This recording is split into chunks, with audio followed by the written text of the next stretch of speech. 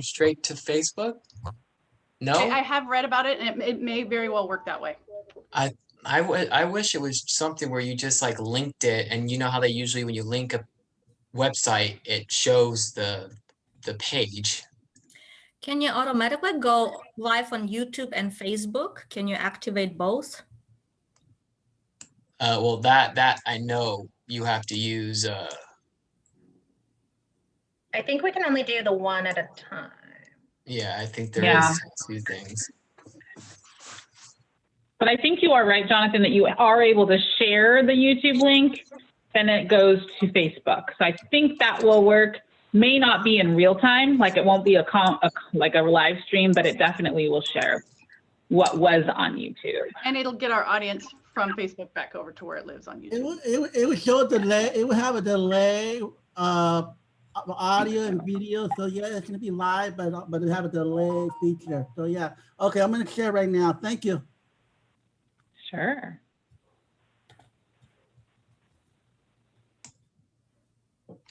You see Catherine and Sylvia and Brianna. Gang's joining up.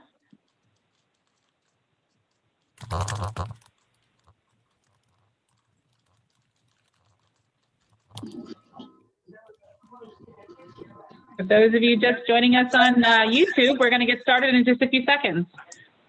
We're just going to let everyone log on, and we'll begin a little after 5 o'clock.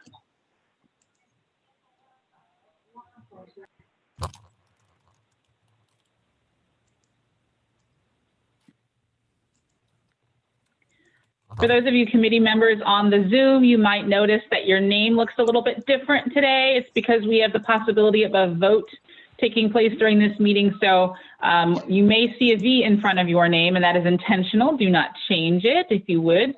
We are making sure that we count all the voting members and have an easy way to track you all. So that's why there's a V in front of your name. It's not a mistake. The ILG team is working behind the scenes to track everybody for our possible vote. I was under the impression we weren't going to vote. We may not, but it is an option. And if we do want to do it or need to take a vote on which measures, if we can't reach consensus, we want to be able to do it pretty quickly without delay. Jonathan, we do have the question about the whole wood burning enforcement. We brought back those 3 options too. Okay.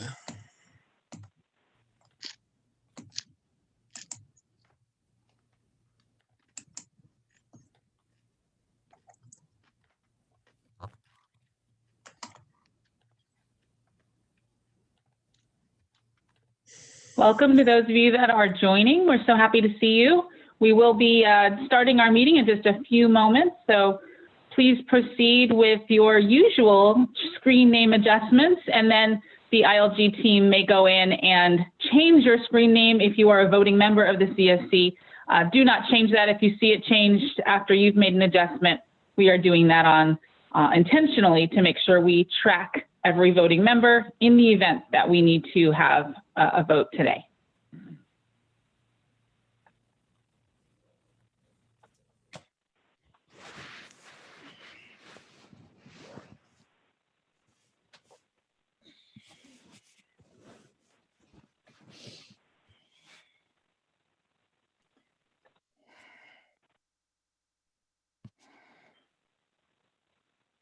Great to see you all.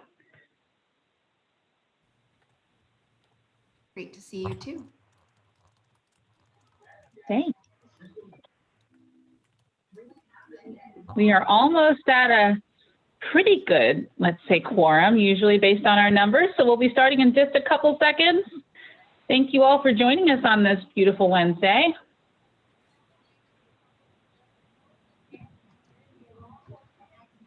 As you may have seen, we are streaming not on Facebook this time. We are streaming on YouTube. So for those of you that want to share that information with any of your networks, Heather has posted the YouTube link in the chat. So feel free to share that out to those of you that you would like to share this information with during or after the meeting. And I'm gonna reshare this link because if you're joining a little bit after Heather posted it, you may not see it. Thanks, Hannah.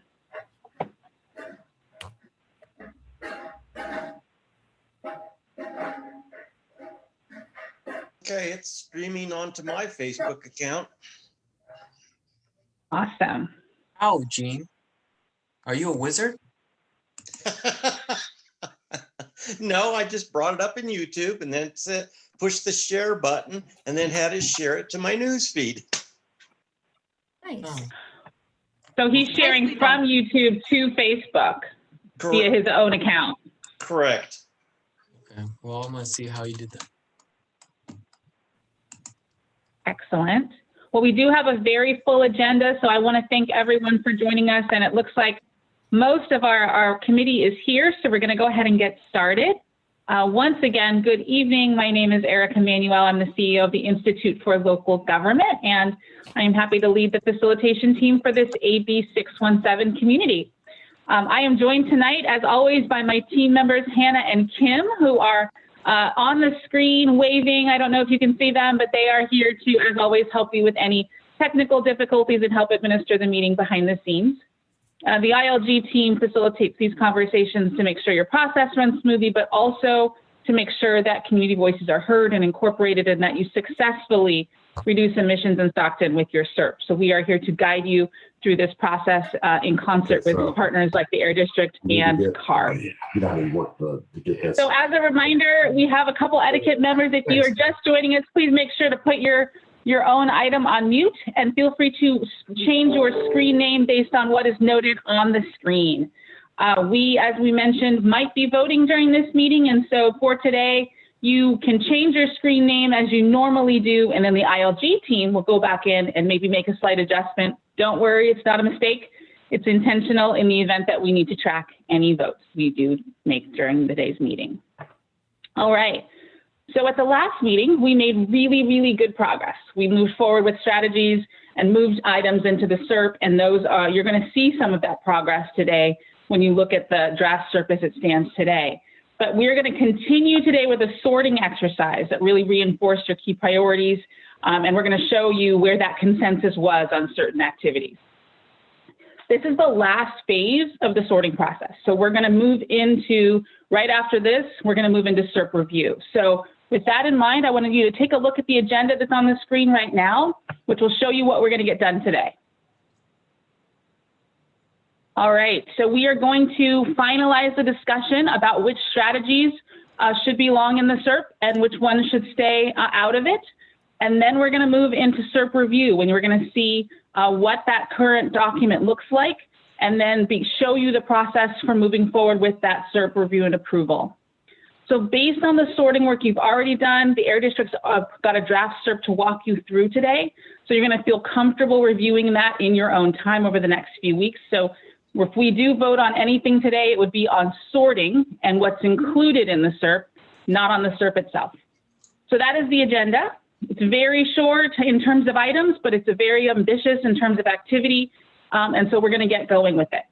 I think we have full group here, pretty solid numbers. So we're going to move forward with the business of the day. Big things to remember. We're going to dispense with a lot of the Zoom technology since you're all good at it now. Make sure your screen name's accurate. Make sure you stay in the meeting for 75% of the meeting if you are part of our stipend program to get credit for that meeting. And then just as a note, we are recording this meeting and there will be public comments at the end. So those of you that are participating from the public, we do request and appreciate waiting until the end of the meeting for those comments. We will, if we hear and see a lot of interest in the public, we will try and take those as the item is appropriate, but we do try and do formal public comment at the end of our meeting. Now we will move one other item, which is just a housekeeping note. This meeting is slated to go until 7:30 today to give us enough time to cover all the topics. So I did want to flag that for everyone, since we do usually only go until 7, but I did want to flag that we are going until 7:30 today. So with all of those housekeeping items formally outlined, I'm going to turn it over to our host, Ryan, for his host welcome.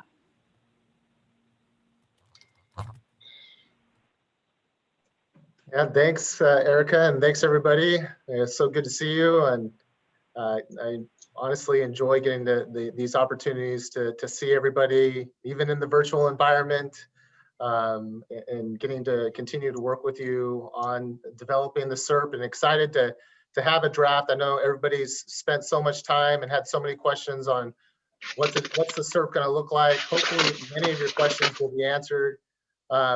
At the same time, not wanting to look to overwhelm anybody with the size of the document. Jessica Olson's going to go over it later on and kind of guide you through how to look at this and not get overwhelmed by the document itself. Just keep in mind that you've been a party to all the conversations that have happened and have heard all the information that's in the SERP and been party to the discussions of the individual strategies that are in there right now. And as we talk about additional ones tonight, if those do get incorporated, we'll then incorporate that and make sure everybody knows that those are then in there. And so, yeah, just looking forward to another really productive meeting and once again, getting a great feedback and great input from the steering committee. So thanks a lot. And I'll turn it back over to Erica.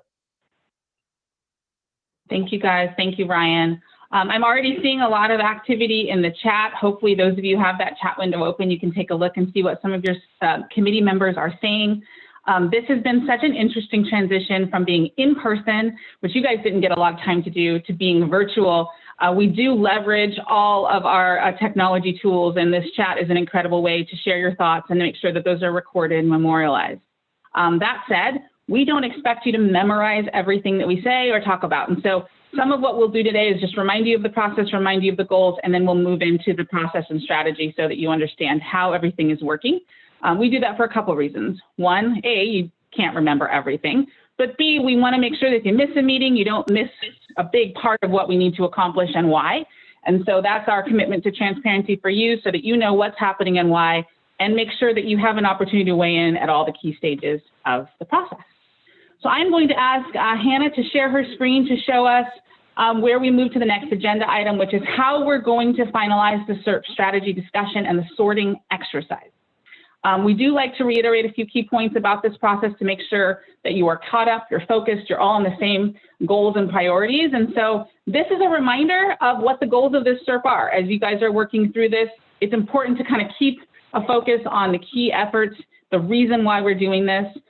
Certainly we all have personal reasons for wanting to reduce air pollution, but there's additional reasons why the SERP is an important document. It should reduce emissions, it should meet community air pollution reduction priorities, your priorities, and it should support the community at large.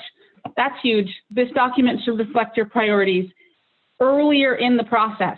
If you recall, the Air District sent you guys a survey, gave you a chance to prioritize the strategies that mattered most to you individually, and then we went through the process of collecting all your feedback and then figured out how you all felt as a committee. So this sorting exercise that we're going through now really gives you the chance to see those priorities in black and white and then discuss them as a group. Even in this virtual environment, I think what we tried to do is give you the chance to communicate with each other. So that can be through the chat, that can be verbally, whatever you're most comfortable with. Next slide, Hannah. Here's where we are in the process.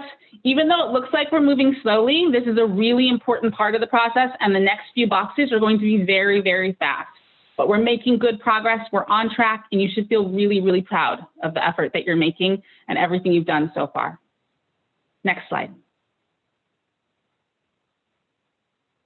Okay, so for those of you that weren't able to attend a previous meeting, or in case you just didn't remember all the details, here's a summary of the meeting schedule and the work plan. And this is important. I want to take a little time to look at this because we've got a lot of work to do between now and March. So we want to make sure the approach is transparent. We want to make sure you know the roadmap for moving forward and how I can help keep you guys on track. So today we are discussing the final measures for inclusion in the SERP. We have a couple red and yellow strategies to discuss. We are also going to review the draft SERP as it stands right now based on all the greens that you've already approved to go into the SERP. So everything that you said that should go to green for the last 3 or 4 meetings, there's a document that the Air District's going to show you that's got everything green in it.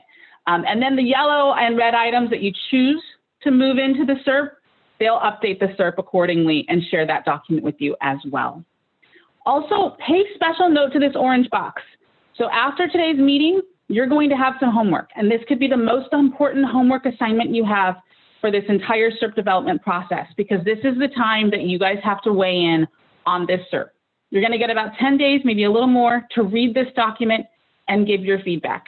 And the key here is that this document should reflect your priorities, what you like and don't like. So you really do need to weigh in on it. It's very important that hopefully over those 10 days you have a little time to review it and give your thumbs up, thumbs down, question marks. This is the chance. This is an important review homework exercise between today's meeting and the next meeting on February 16th, and especially before March 3rd. Next slide. Okay, this is a reminder of the sorting process, green, yellow, red. This should be familiar to you.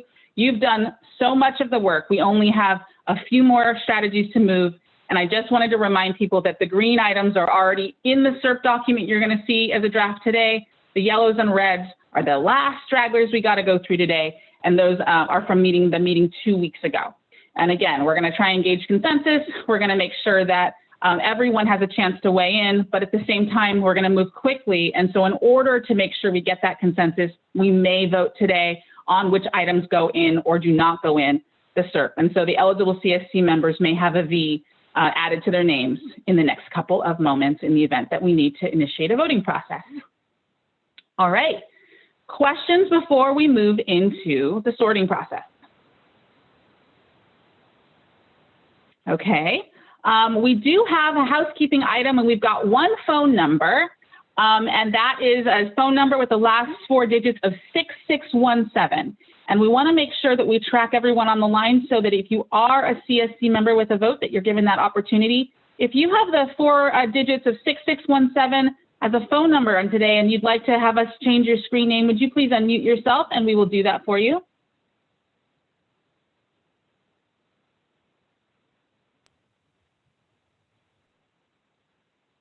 I don't hear or see you yet. I think you can press *6 to unmute yourself if you're on the phone. And you can do that at any time and we'll gladly make that adjustment for you. All right, well, let's get going. It's 5:15. We have some work to do. Let's move into the next slide. Hello? Oh, hi. Go right ahead. Yes, hi. This is Paige. I'm calling in with my phone, so it's kind of split. It's separated from my actual video, if that makes sense. Yes, you can connect to your video and your phone if you would like to. Did you want to try? Yes, I'll do that.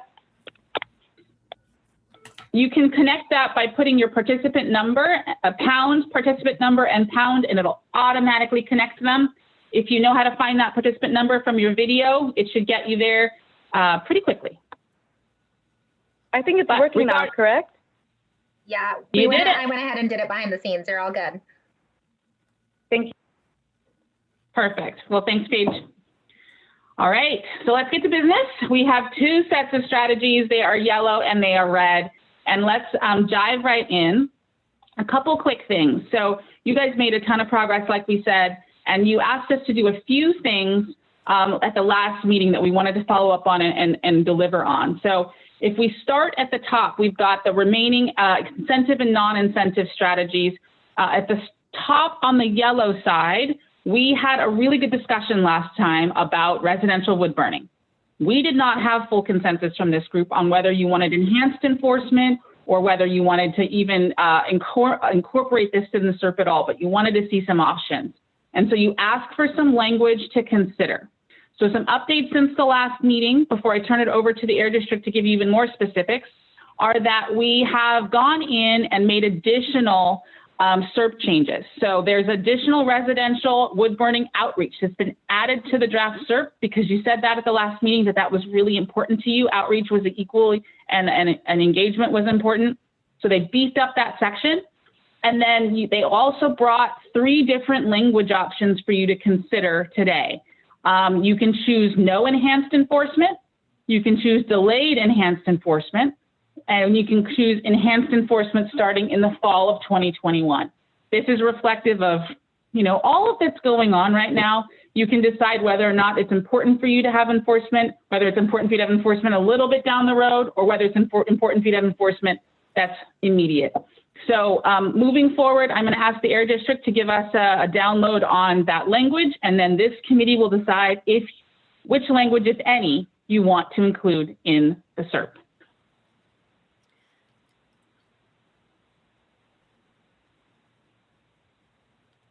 Which of my air district friends are going to talk about residential wood burning in the language there? I'll do it. I volunteer. Okay. Hi, Ryan. You're up. Let's see if this works. So I can never figure out how to do the screen share. It dominates all my. We my have to screen. stop. So we'll stop sharing and then you can share. But I never understand how to get, does everybody see the presentation? Yeah. The slide? Okay. So, But it's in, Ryan, show it in presentation mode. Right now you can see like you're building it. no, I know, I don't. Like if I go to Slideshow? slideshow and then from the beginning, okay. It didn't work. That's okay. Try from current slide.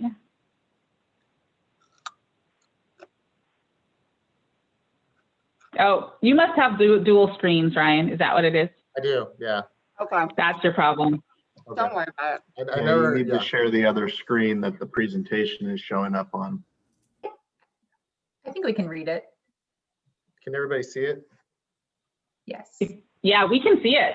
Okay, I can see it clearly, fine. That's okay. all right. Thanks, Doug, appreciate it.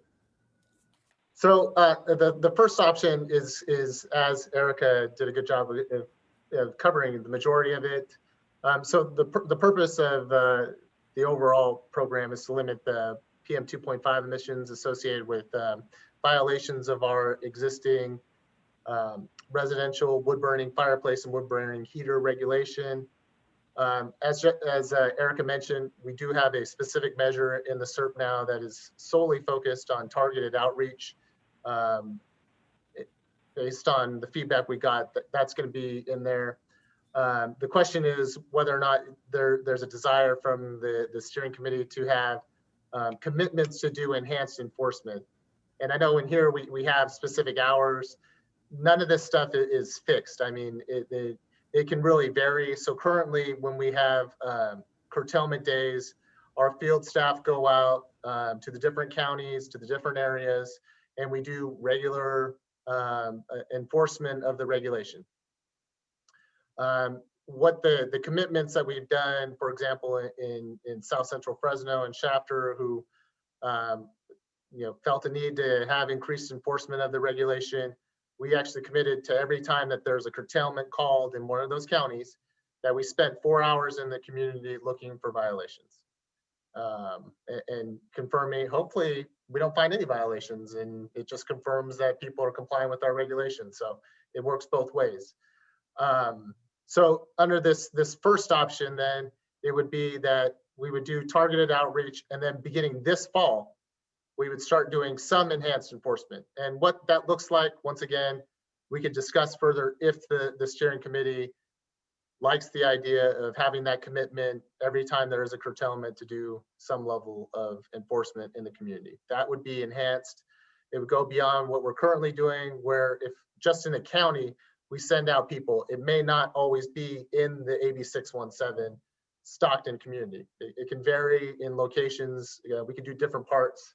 So that's where it's above and beyond what's in the district's existing enforcement program.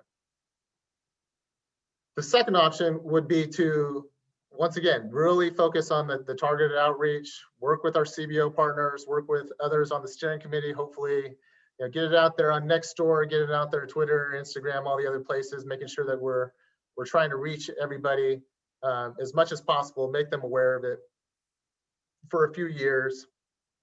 And then later on, then having some type of or level of enhanced enforcement. And once again, depending on what the steering committee wants, that could vary. And then the last option is, no, you don't want us to do enhanced enforcement, understanding that, once again, periodically we'll still be in the AB 617 Stockton area doing enforcement of the regulation because we have that responsibility to all residents in the valley to enforce our rules and regulations. But there wouldn't be enhanced enforcement. There wouldn't be a commitment to be there every time that there was a curtailment in place. And so those would be the three options for the committee to consider. And so at this point, I think we just open it up to conversation and hear from the steering committee members on whether they like option 1, 2, or 3. And then possibly, depending if it seems like we need a vote on which one or the preference, then we can do that. I have a clarifying question for you, Ryan. So with option number 3, which is really focused on the outreach efforts that are already in the SERP, does that mean that there is nothing added, there's no non-incentive measure added to the SERP today? Like if they chose option 3, we would not add to the SERP? Outside of the targeted outreach, there would not be a separate measure for enhanced enforcement, yes. So really, if they want to add to the SERP, it would be option 1 or 2, which is fall 2021 or some delayed enforcement down the road. Or option 3 would be don't add it and let the Air District do its standard kind of enforcement and focus really from a SERP standpoint on outreach, which is included already as a green measure, and it's already in the version that we're looking at. Okay, great. All right, would you mind not yes, unsharing your screen just so we can see everybody, so I can see hands? Thank you, Ryan. Did anyone want to start off the conversation today about option 1 or 2 or 3 and which one they might like? I've seen some things in the chat around certainly concerns around the economy and how people may have some challenges right now. Jonathan's asking about opportunities to talk about messaging, which is certainly something I think that would happen in the implementation phase. But I would defer, and it looks like Jamie has answered that as well. I don't see place the options in the chat. Sure. Hannah has done that for us, asked if we can place the options in the chat, and those are in there now. So number 1 is no enhanced, well, it's a little bit actually reversed. So there's a immediate enhancement is fall 2021. Delayed enhancement is 2 to 3 years down the road, you begin enforcement. And then none would be, don't put it in the SERP, let it just be outreach measures, education measures, and whatever the Air District is going to do as part of its regular enforcement efforts. So it looks like we need to be consistent about Ryan's slides versus what's on our slides. So there's clarity around 1, 2, and 3 and A, B, and C. And so right now we're using Ryan's slides as the example for us, which is number 3 is no additional outreach. So I see some people with 3, and I see 3, 3, 3, lots of people with 3 about not having a choice, not being able to move forward. Hold on, let's see, Ned. Why have enhanced enforcement? So it looks like there is, I want to be clear, Hannah, on our slide, it's a little different than Ryan's slide in terms of order. So we need to make sure we're consistently voting with the right ABC and 1, 2, 3. So I want to apologize to everybody for let's just regroup for a second to make sure our numbers are right. So 1 second. I see lots of 3s, and I think that is based on Hannah's list. For those of you that are voting on the chat, is it based on what Hannah dropped in her 1, 2, 3? Thinking 3 is 1. Yeah, I know, Matt. That's our 2 plus 2 is 5. Thank you, Matt. This is the wonderful part about technology voting, right? Okay, so let's start again. So let's make sure that we are right here before we're so confused about these. They're all completely out of order. I see a lot of 3s. For those of you that are voting 3, what do you think you're voting for? Give me one person that says they're voting on 3. No enhanced. I voted 3 as going on the PowerPoint. So Yeah, I going think off that the if we could restart the voting, that'd be great. I think we should restart. So Ryan's order and our order are a little different. So let's use our Hannah. Let's use our PowerPoint to start. So let's go back to that. Okay, so maybe we'll share the screen so you guys see the options on the screen, right? Yeah, Hannah, if you can do that one, that would be great. Let's try that. I do see what I'm reading is the majority of people I see coming in saying no additional enforcement, which was Ryan's number 3. and our number 1, which is A. And that's what I think I'm seeing everybody kind of voting for. And I'm very comfortable with that based on, yeah, no enhanced enforcement. I am seeing a vast majority of people saying that. I cannot, no enhanced, no enhanced. I don't see anyone, and the vast, I think we've got 27, let me make sure, voting members, Yes. and I'm getting most people on the no enhancement, that we just focused on the outreach measure that was just added. If that is a dramatic departure, I see one from Nate. Option B, define major outreach first, incentives next, and delayed enhancement later. So Nate did want to throw in his. I do see that, Nate. I do see that in terms of consensus from the committee, a lot more people, I think, are moving in the direction of no enhanced enforcement, though I did want to acknowledge that I see your comment. I'm going to keep moving forward. Can Okay, I say something, you guys Eric? got all the chat comments? Go ahead. Can I say something? This is Margot. Can I just say something? Absolutely. I get the sense that we as a committee are viewing this as punishment on the community. And I think it's really, really important at this point in time to consider the air. I mean, what we're doing here is we're working on the air. We don't want to be punitive. And at the same time, we want to change behaviors. And how are we going to do that? I think this is a good opportunity for the Air District to actually tell us what they do within enforcement, and then what kind of punitive measures are there, but how they help people get to a point where they're heating their homes in a more air-friendly way. That's all. Thanks for that comment, Margot. And I think one thing we did hear at the last meeting is that the Air District will continue its enforcement. It can't not enforce its own policies and regulations. So it will continue enforcement. But to your point, education and outreach could be, this is a huge opportunity for that. And so I think that's why your SERP measure now includes additional outreach and education. While we can't go into every detail around how you guys enforce, Ryan or Jamie, do you guys want to give a real quick 10 seconds on what you guys do to already as part of enforcement in this? Let me find my screen. I got lost there for a second. I apologize. Yeah, so as described a little bit earlier, so on days where there is enforcement, a curtailment call, so the concentrations are expected to be over certain thresholds, then we make the determination to put out a curtailment declaration to the counties by 4 p.m. the day prior.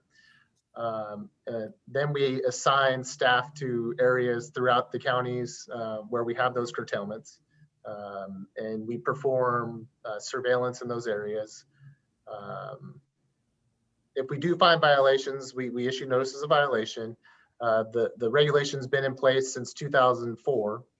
Over that time, I know Jamie and her team have invested a lot of time and resources into spreading the word. We've done various polls of Valley residents, and it seems like the message has gotten out there. But unfortunately, we still do see non-compliance with the requirements. We send a notice of violation. The current ticket for the first offense is $100 right now.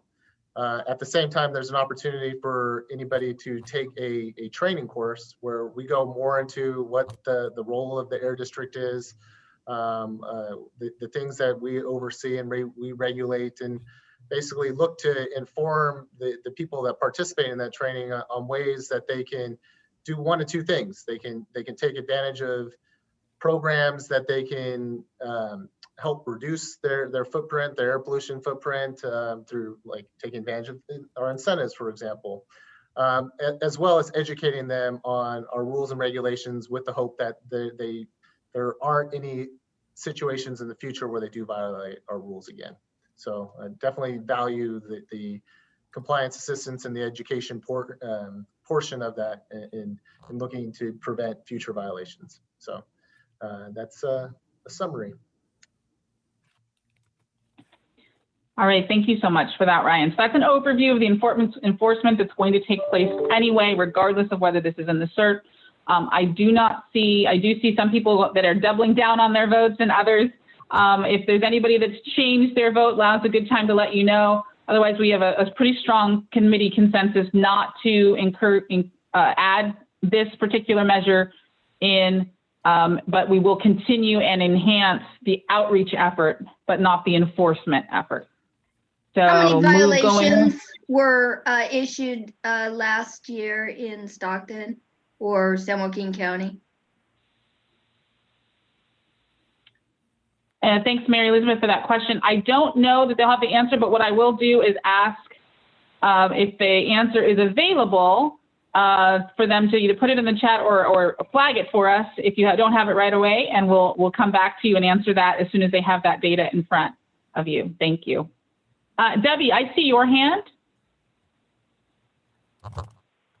Yes, I think we need to, I tend to agree with Margot on this. We need to think about the air. That's what we're addressing here. It's not how much money someone has. It's not about someone working or not working. If, you know, the first attempts to talk to people are to correct the situation and offer possibly a new unit that can go in there that's cheaper and that doesn't pollute the air as much. And that's the first few times. So when they get one the third and fourth and fifth time, maybe the sixth time, when they get an actual fine, by then they know what they're doing. They've been offered help and yet they chose not to take it. That's what I'm seeing. So I feel that C or number 3 is reasonable. Thank you. Yeah, thank you for that, Debbie, and I appreciate your comment. I wanted to make a quick note that it looks like, according to Ryan, they've issued 84 violations for all of Stockton since November 1st, 2020, 166. That seems a little different. So you guys have 2 different answers, but between 84 County, the larger number for all of San Joaquin County. Okay. So just in Stockton, it's 84. For San Joaquin County, it's 166. We are still talking about residential wood burning. There is a bit of a debate in the chat and beyond around whether or not there is an economic consideration or whether it's only air. And I will take Mariah as the last comment because, again, I'm not seeing changes in the direction of the committee, though I do hear and validate those points. Mariah, can you close us out? Yeah, so the only thing that I wanted to say is that part of the outreach that should be done is trust building in the community. I think that a lot of people in the AB 617 area have a lot of generational trauma attached to things. And so we have to be cognizant of that, and also rebuilding trust is super important in all regards. And so when you're over policing low income neighborhoods for a variety of things, it makes people less likely to want to participate in, you know, some of the things that were said in the chat. So I just wanted to say that. And I think that we have a real opportunity to teach people versus police people. So that's it. Thank you for that comment, Ryan. I see some validation of your feedback in the chat. Quite a lot of people agree with that concern. And so I do see, Jonathan, your hand. Is it on this item? You're our last comment, Jonathan. Come on in. Only because I feel like we've gotten here. We have till 7:30, so this is a big topic. So I think this is important. It puts people in a bind just because it's the same sort of notion of when we're trying to push for electrical cars, but there's not enough opportunities for those people to afford electrical cars right now. So when we push this notion of, we're doing enforcement, well, is there a way where those people can now get, electrification of a stove or something that's not wood burning that allows them to get it for free, pay for it, because right now and that's the other thing too, is it's going to be hard for it to get paid for if the power goes out, because now it's electrified. So the real premise, the huge issue is the infrastructure of the electricity of the grid.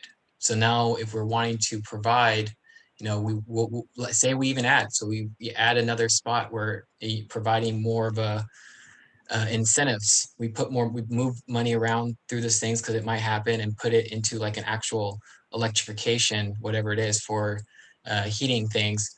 Okay, but is that going to actually solve the process of if people in these communities are impacted? And knowing that PG&E, I didn't get impacted, but people in South and middle parts of Stockton, downtown Stockton, got impacted a lot for like 2 to 3 days. That could definitely produce a lot of issues for people. So how are we going to make it equitable in this case? Thank you. And then I'm reading, I'll read Dylan's comment, which I think is probably the closeout for this one, is that a lot of people are being cited already, and that, everyone doesn't burn wood anymore. So the program is working and it will continue to happen. It seems like it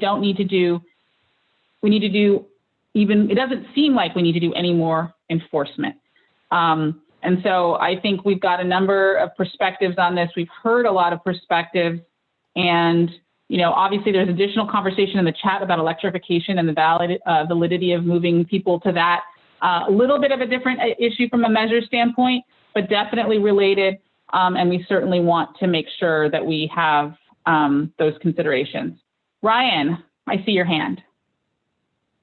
Yeah, I just think it's really important to talk about that. Yeah, I mean, the concerns raised by the steering committee, definitely understood that. So for the first, I would say 12 to 13 years, instead of a monetary penalty, there was only basically we would send out a pretty big packet full of information. There was a take-home exam that would be included with it, and people would have the opportunity to take the exam in lieu of paying any penalty. And we did that for, I think, 12 to 13 years in those efforts to educate. Where we made that transition was when we actually did polling, I'm sorry, not polling, but we did surveys of Valley residents. And once we got to the point where it seemed like 80+ percent of the people understood about our program, that's where the decision was to transition to. At that point, it seemed like it wasn't that people didn't know about our regulation. It was more that they were making decisions. Now, what was behind those decisions, I can't really say. But at the same time, there are definitely issues with wood smoke. It's localized. It does impact people. I have family members that are asthmatic, and they have problems when their neighbors are burning in their fireplaces, and it causes health issues. And so, as a public health agency, we did have to make the tough decision to transition to a situation where we did take did issue notice of violation and transition to requiring requiring a penalty, but still giving the ability for people to reduce that significantly by taking training and getting further educated. But definitely hear the steering committees and value their thoughts and opinions. So thank you. Can I ask Ryan? So wood burning is what's not allowed, but there are alternative options to use in a wood burning stove or fireplace? Depends what you mean, Margot. Like like anything that is combusted would, like, for example, a Duraflame log would still be considered burning in your fireplace. If you're talking about the ceramic logs and you have a natural gas That's no, gas. that's exempt. So- One other key piece to the regulation, and just, this is more educational than anything else, outdoor wood burning devices. So these are your chimeneas, your fire dishes, your burn bowls, those types of things. Those are always subject to the curtailments. And so there may be certain people that live outside and are on propane, they're not tied to natural gas. They would be able to use a wood burning device in their homes. However, if you are outside, the curtailments apply all the time. So, I mean, even if your home is exempt, if you're doing it outside, you would still be subject to the requirements not to burn those devices. And just because there's lots of questions about it in the chat, both there is a requirement that in new homes, in the city generally, because there's a little bit of wiggle room in the rule. If you're out in the country or up in the foothills, it's not as strict, but you cannot put a wood burning device in a new home. It has to be a gas powered device. Also, if you're selling your home and you have a wood stove, an older device, not an open hearth fireplace, but an older wood burning stove or an older wood burning insert, and you're in an area where that's subject to the rule, you have to pull that out and make it inoperable. I did see a comment about not providing funding for natural gas and focusing on electric. I think having both, we've definitely heard it in, for example, in our Shafter steering committee, where we put the option in to have electric and natural gas. The residents have definitely told us they have no interest in doing electric, that they would be interested in going to a natural gas and looking to not burn in their fireplaces anymore, but that the cost of an electric one, just to run it, would be too much for them. Just want to share that. So I encourage you to take a look at the chat. There are lots of really great questions and answers dropped in there. I still don't see any dramatic shift in us including that enforcement measure in the SERP. And that's what we are kind of making decisions about right now.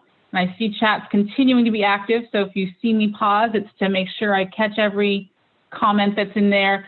I'm not seeing dramatic shifts from that desire to keep that out of the SERP and focus on outreach. We have heard from a number of perspectives. I want to acknowledge all of those. And I think certainly there is the opportunity to incorporate some of those perspectives into implementation as well, with our outreach efforts and certainly education as well. So I think we've heard and seen everything on this item. We will move forward with not putting the non-incentive measure, which is enforcement, into the green, but we will heighten the outreach. And that's reflected in the SERP you're going to see a little later today in this meeting. Thank you for that conversation. Hannah, I'm going to ask you to move back to our slideshow so we can show you the next few measures. There are quite a few to cover in addition to reviewing the first draft of the SERP today. So if you hear me trying to move the conversation forward, it's with the intent that we definitely want you all to have time to talk about some of the other things you've said to us you really want to discuss. The next thing on the list is there's a port item on yellow number 2, but I'm actually going to move you to red for a second, because I think what we can do is we can go back to the conversation we had at the last meeting. At the last meeting, there was a lot of conversation around a red item number 1 and red item number 7. Part of the reason that they are crossed off right now is because we've looked at the chat transcripts, we've reviewed the notes, and we heard your comments. You felt pretty strongly, based on what the conversation was, that both red 1 and red 7, which is outdoor commercial cooking emissions and electric bike share, we didn't have the consensus to move that into the SERP. There was questions about implementation, there were questions about funding and whether it's a good time to use it. You just didn't feel comfortable saying it should go to green, and the committee didn't agree on how it might happen or if it should. So we took the liberty of crossing those out so we can give more time to the ones you did want to talk about. And I want to flag for you that we did that, but I want to ask you if that reflects what you recall, and if you're comfortable with that, not having item numbers 1 and number 7 moved into green based on the conversation we've already had. We felt pretty comfortable doing that. Any concerns about leaving our conversation to the remaining uncrossed out items today?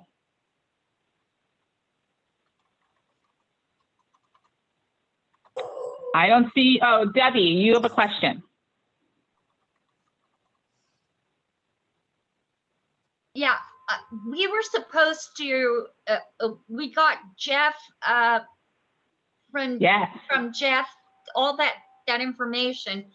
That was supposed to be reviewed by us. Yes. And then you guys said the last meeting that you We would would move rather it. go through that. And then that was supposed to help us with all these red and the one yellow thing. So I think we are waiting for information from you guys or from the airport to get us to be able to make decisions on all of these. Yeah.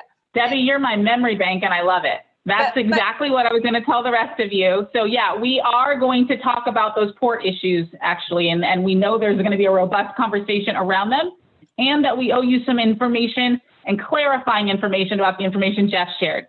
So part of the reason why we wanted to drop number 1 and 7 is so we can have a lot of time to collapse the port conversation and talk about the port, clarify the information you all got from Jeff, and get a little more detail about a recent meeting related to the CARB team. Yeah. So Erica, yes, yes, and yes. Erica, I think we just need to clarify that number 1 and number 7 have nothing to do with the port or with the information Jeff gave us. Yeah, they don't. They're unrelated to the port. They were just straggling measures and strategies from previous conversations that you all had about the what could go in the SERP. The port specific measures are marine exhaust, tugboats, some of the trucks and heavy duty equipment operating at the port. So the things that were carryover from that previous meeting that we asked you to hold off on, we're going to talk about those today. Yeah, I still see some chatter about it. So just to remember, we have talked in previous meetings about outdoor commercial cooking emissions. And one of the big comments had to do with homeless folks and the really challenge with that. And so we decided that was more of a homeless issue, and we wanted to kind of take it out of the SERP because it got into a lot of issues that we really weren't appropriate for something that was what a SERP is intended to do.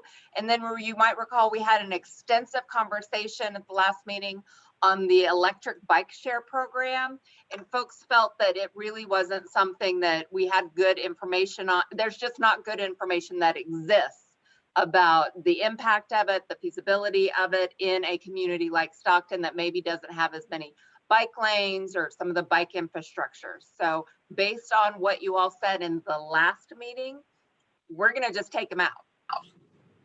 Yeah, we just wanted to be transparent about that and not just take it out and not tell you and kind of follow back on it. So we want to focus our conversation on the items that are not crossed out and that yellow number 2. And I'm seeing consensus from a couple people saying that's a good process. Thank you, thank you, thank you. We just don't have time for it. Good to go. We agree. Okay, that being said, we started talking about, you kind of also had the same general thoughts about gas stations. It kind of went back and forth on that one. We felt like even gas stations could possibly be crossed out as well, as in you didn't have a real group groundswell around moving it to green. I do want to kind of get us to the point where we're just talking about the ones that the 3 or 4 or 5 that we really want to cover and discuss today. At the last meeting, we talked about gas stations, which is red 2, which is the self-inspection training program. There were a lot of questions about the program, not a lot of feeling like it needed to go to green. We felt like you guys might feel comfortable keeping it in red, not discussing it again today, but I want to make sure that I have that right. Does anybody really want to have a large conversation about the gas station item, which is a training program, and feel strongly that it needs to be discussed and maybe moved into green? If not, we will move to the port conversation. No, no, no. Okay. Yeah, I'm seeing, I sensed that, but we wanted to be very certain. No. Yeah, if anybody feels strongly, now's your chance to unmute and tell us why. Otherwise, we are going to virtually put a line through red number 2 and focus our conversation on port information, the trains and rail equipment operating in the community, and school buses. Erica, this is Ed. I just want to add to the comments regarding gasoline stations and self-inspections. Sure. Gasoline stations are regularly inspected at least once a year, many places twice a year, depending upon their compliance record, number one. But even more importantly, every single component that gasoline passes through is required to be CARB certified. And many people don't know that. So it is it's an important piece that we need to maintain good control over, but it isn't the potential for huge emissions unless you find a facility that's completely out of compliance. So thank you. Great. Thanks for that context, Ed. I think the group agrees, and it helps, I think, to validate that feeling, knowing that there are some additional inspections taking place and regulation taking place and enforcement certainly by the Air District as they are required. So we are, based on what we're seeing, going to virtually cross out number 2, and we're going to move the conversation now to the port items. So there are a couple port items between yellow and red, and we want to take the chance now to review a couple things. One, provide more context on the information that Jeff sent to everyone a few weeks ago. So more context on how to interpret that data.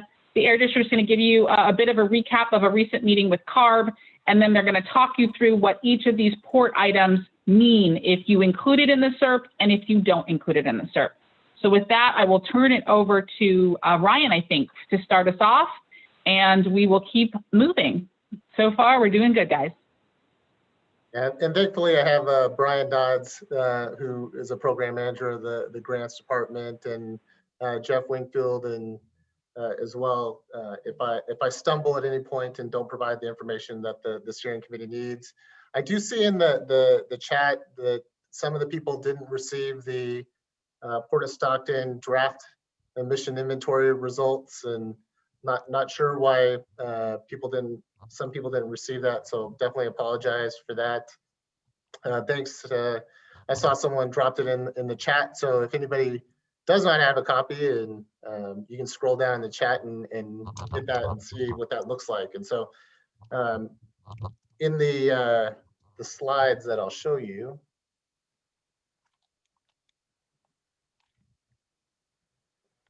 so starting off with the heavy duty replacement. So going back to when we first started meeting together, we did the exercises, we talked about the things that the community members, the steering committee members, residents saw in the community, things that concerned them. One of the things that we often heard about was the volume of heavy duty trucks in the community.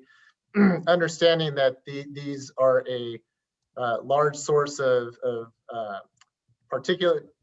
diesel particulate matter, black carbon, which are known carcinogens, toxics, harmful to health when inhaled. So that was kind of the understanding when we started the process.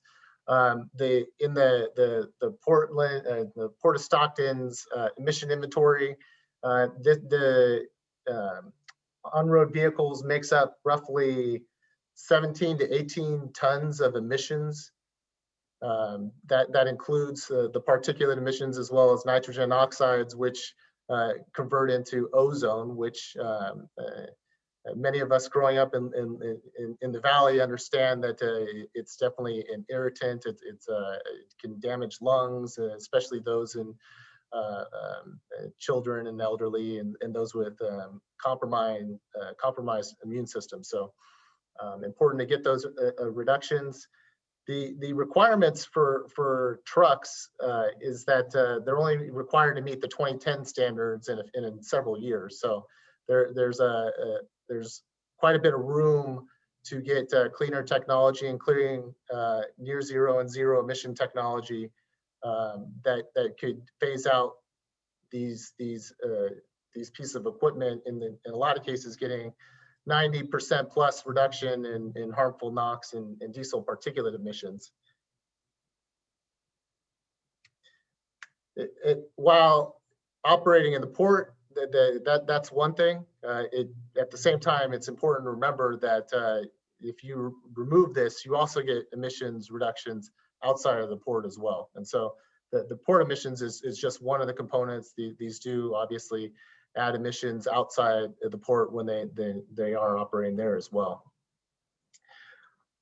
In listening to some of the community steering committee members, it often seems that there may be a perception out there that if you include it, it's basically just they would be getting the companies would be getting these pieces of equipment for free, and it is important to remember that the way that these are designed is that the participants definitely have to provide their share of the funding to do this work as well.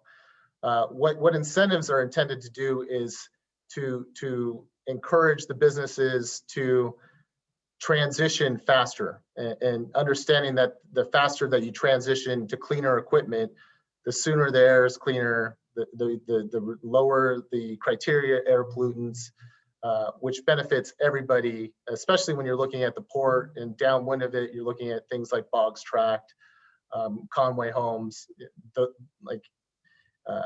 and the residents in those communities. So by transitioning some of this equipment, getting emissions quickly, you're able to clean the air in those communities really quick. Another thing that was covered is the port handling equipment. What we see in the inventory that was provided, roughly about 30 tons of emissions per year come from these types of equipment. There's a significant amount of diesel cargo handling equipment at the port. Not all this equipment is owned by the port. A lot of this is potentially businesses that operate at the port as well. And so what a program could be designed to do would be to engage all the different companies and looking to work with them to get emission reductions, significant emission reductions in harmful NOx and diesel particulate emissions, similar to the trucks.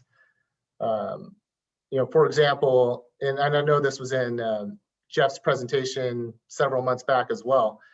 Here are a couple pieces of equipment that the port did work with us on and got incentive funding for, and replace some older, dirtier equipment with these new electric forklifts, these really heavy-duty forklifts. And so that has a potential for really large emission reductions as a result of funding these types of things.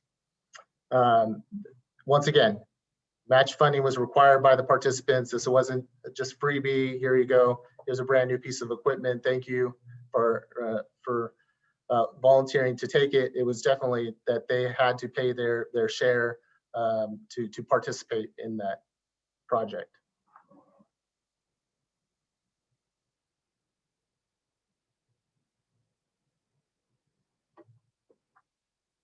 The next was the locomotive switcher replacement. And so this is, when we talk about it, and I think more than anything else, pictures are worth 1,000 words. This is actually a piece of equipment that was operating on Washington Street in the community. These are the types of equipment that we're talking about transitioning out of. And you see that this is a diesel piece of equipment. You see the black smoke coming out of it. That's directly in the neighborhood. I mean, this is what to me, this is what AB 617 is about. This is about getting rid of these dirtier pieces of equipment, cleaning up the air for the people that are living in these communities. And so Stockton has a tremendous volume of locomotive switcher activity, and these are the ones that stay in the community. These are not the ones that are the long line that are only a very small percentage of their time is operating in the community. I mean, these are there operating hundreds, thousands of hours in the community every year. And so if you're able to replace one of these with a cleaner one, a near zero or zero emission, you're getting huge emission reductions, both of NOx and PM 2.5. And like this says, I mean, you're able to, with a near zero piece of equipment, you're able to get 96% PM 2.5 reduction and 90% NOx reduction. And where possible, zero emissions are available too. So a typical project would get you to, for a single one, would be 60 tons of emissions. And so I mean, when you're looking at volumes of emissions, that's an enormous amount. You're talking about like getting rid of a large stationary source of pollution potentially, and just being gone. If you're able to do it. And so when when you're thinking about like what kind of impact that can have, that's kind of what we're talking about. Another key thing on this is there's no regulation currently in place. However, there is a proposed regulation which may require transition, but that's like 10 years down the road. And so AB 617 is really geared about quickly, and I know Catherine, I saw one of your goals is quickly getting emission reductions and exposure reductions in the community to benefit the residents. And identifying projects like this where there's just massive amounts of emissions that are really localized as well, on top of getting a lot of them, really benefit the community. And so we're talking about matching funds would also be required in a situation like this. And once again, it would not be free to anybody. They would still have to pay a substantial share of the cost for one of these types of programs, as if this was included in. That's how we would propose it.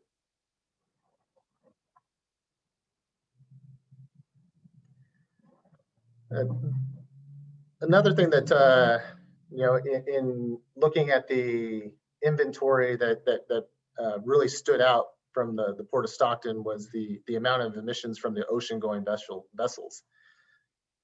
And there are the Port of Stockton's a little bit different than the larger ports like Oakland and Long Beach and Port of LA, where you're getting the same tankers, the same bulk loading vessels in all the time, and that they have the ability to require the ships to change the electrical infrastructure to allow them for onshore power. In Monday's meeting, this was touched on by CARB staff as well. The Port of Stockton receives a little bit different types of tankers and bulk loading. And so where they would look at would be an emission control device like a bonnet type system, where if you're looking at this picture, that little blue trawler is the type of equipment, that's the controls are actually on that. And they put this shroud over the exhaust stack, and it actually captures and controls the emissions off that. If you look at the inventory for the ocean-going vessels while they're at berth, basically at the dock right there, the emissions from the port for this are somewhere in the neighborhood of 90 tons per year. Now, that's not to say by having one of these, you're going to capture and control 90% of emissions, but you would be able to get a large portion of that controlled just by even doing one of these. You're potentially looking at 20, 30 tons of emissions reductions per year. That's a lot. That is quite a considerable sum of emissions. And that would be both NOx and particulate matter as well by using this. The requirements for this are well down the road, well outside of what would be required under for this CERP. So without funding this, potentially the residents wouldn't receive this benefit until once the CERP time period is over. And so understanding the volume of emissions from these ships while they're at berth, understanding it's right upwind of sensitive receptors like Boggs Track, Conway Homes, and going back to when we first had these conversations about things that the Community Steering Committee was concerned about, the emissions from the port being one of those primary drivers, this is probably one of the best ones as far as getting mass quantities along with like the switchers. It would be really good. The last one would be basically changing out engines in tugboats. We typically call this a repower, but basically you take the old engine out, you put a brand new engine in, and you're going to be getting massive. I use the term massive a lot. I'll change it. You get a lot of emission reductions from something like that. In the Port of Stockton inventory, they said roughly about 25 tons of emissions come from harbor craft, which tugboats are a component of that. The state regulation doesn't require them to upgrade to the latest, greatest tier. If they're only required to go to something like a tier 3, the incentives, you can require them to go to the latest tier and get additional surplus emission reductions beyond.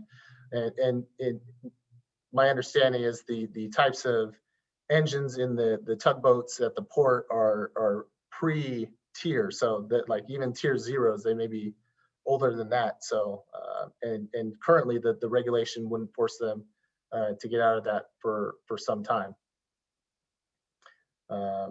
And because sometimes they have exemptions for being quote unquote low use. And similar to what we talked about before, anything, well, one other piece. These are not owned by the Port of Stockton. They're actually other companies that own these tugboats. And so anybody participating in this, what we would propose would be that they would have to pay their fair share.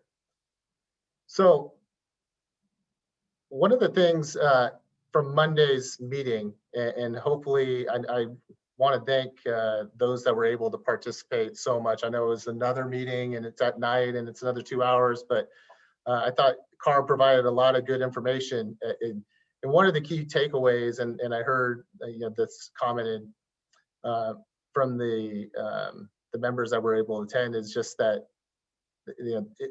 the regulations, the timeframes, you're looking well outside the timeframes of the CERP when regulations would start in and when people would have to transition to cleaner equipment. Part of the reason why Stockton was selected as an AB 617 community is because they have need now. It's not we have need in 6, 7, 8 years. I mean, the need was 10, 20, 30, 40 years ago.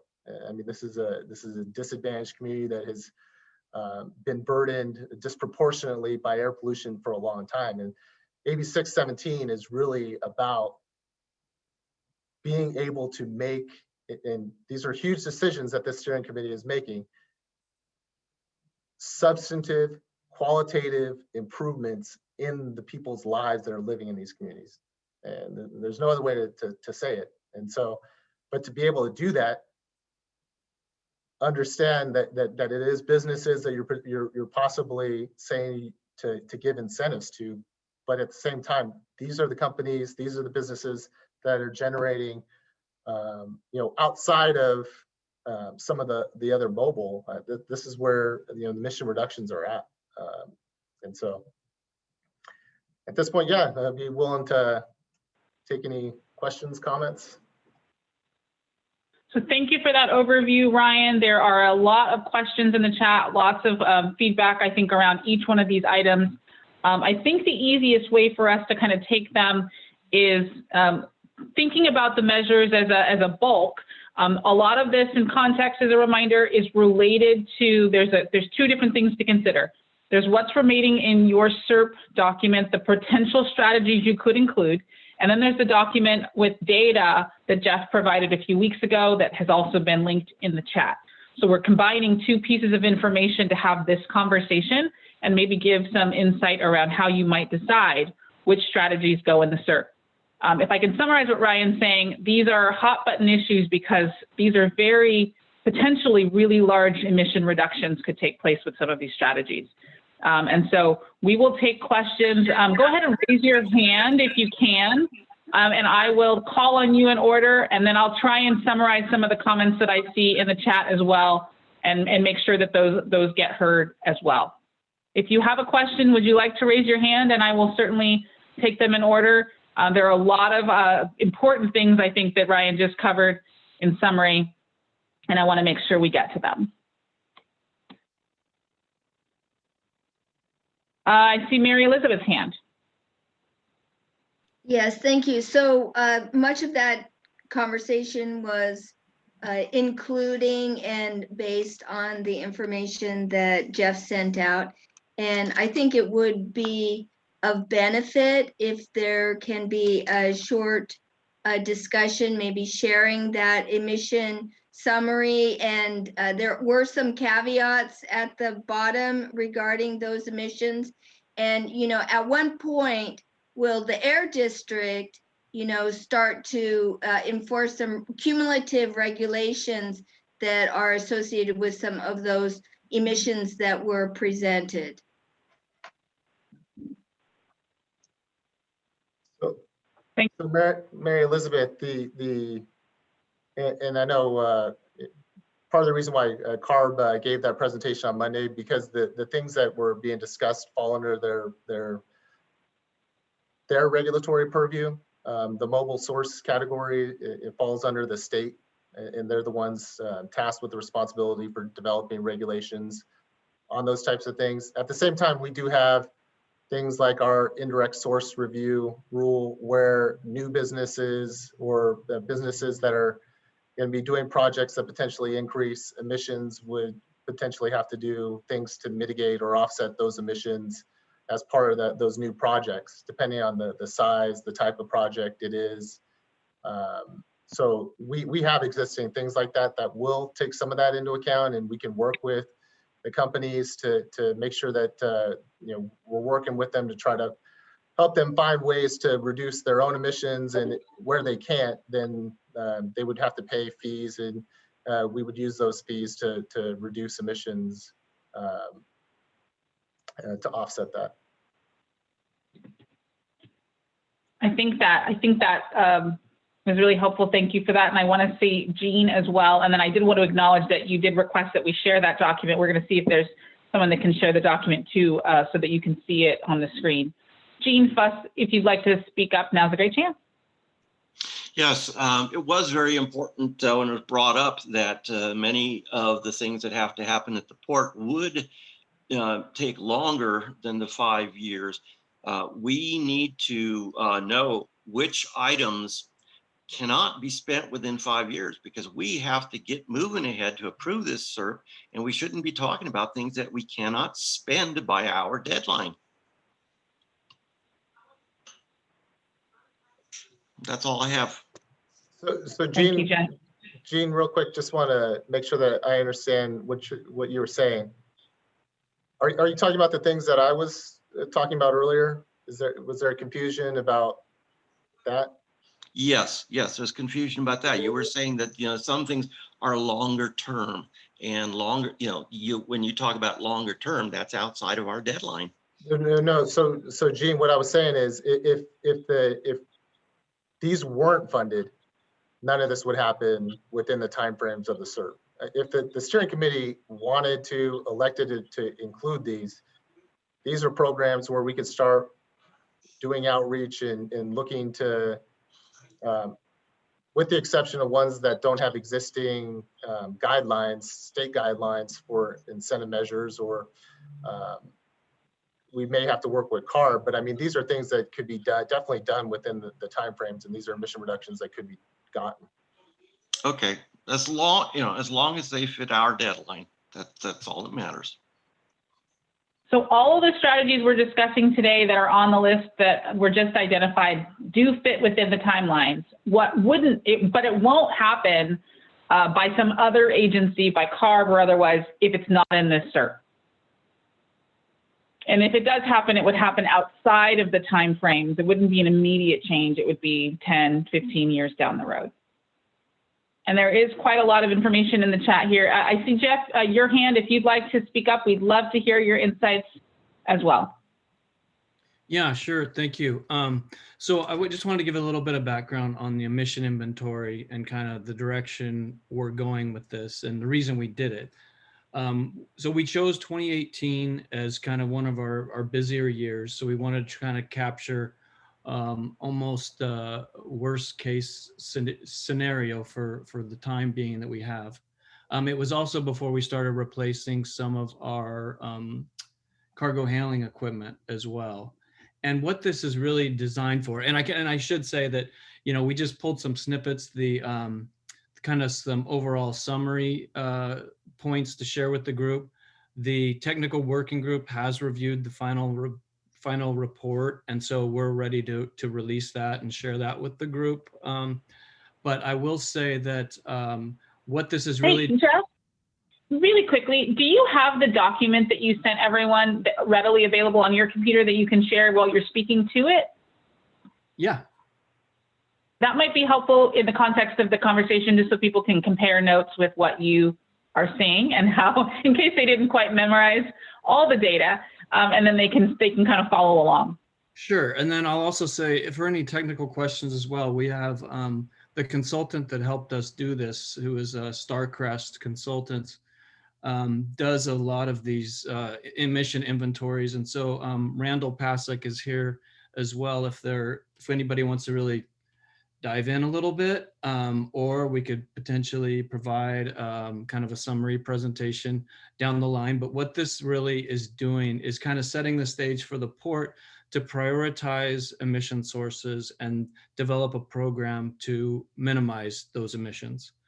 I wish I could snap my fingers and write a check and make all of these things go away, but it's a lot more complicated than that. And as I've seen in the chat, the port does not own a lot of this equipment. So we are doing a lot of public outreach with our tenants, with trucking companies, with the owners of the tugs, to try to see if there's a partnership or a project that we can identify that continues to clean up the equipment that comes and is used at the port. And I do want to thank some of you who have shared, you know, I think somebody has shared the DARA grant program opportunity. We're reaching out to a group of our tenants to talk and see who's interested in potentially partnering there on whether it be zero emission drayage trucks within the port. Again, that's a little challenging for us because we don't own any trucks, but we're looking for opportunities to bring cleaner equipment is kind of the short story. The tug folks have reached out to us. They're interested in upgrading some of their tugs. We're trying to identify programs and solutions to that. Those are really expensive. They're a big lift. A lot of the two tug companies that we have at the port are fairly small, and so it's a lot for them to spend. But let me share this with you guys. And Randall, I don't know if you want to walk us through. Let's see, where did I share my screen?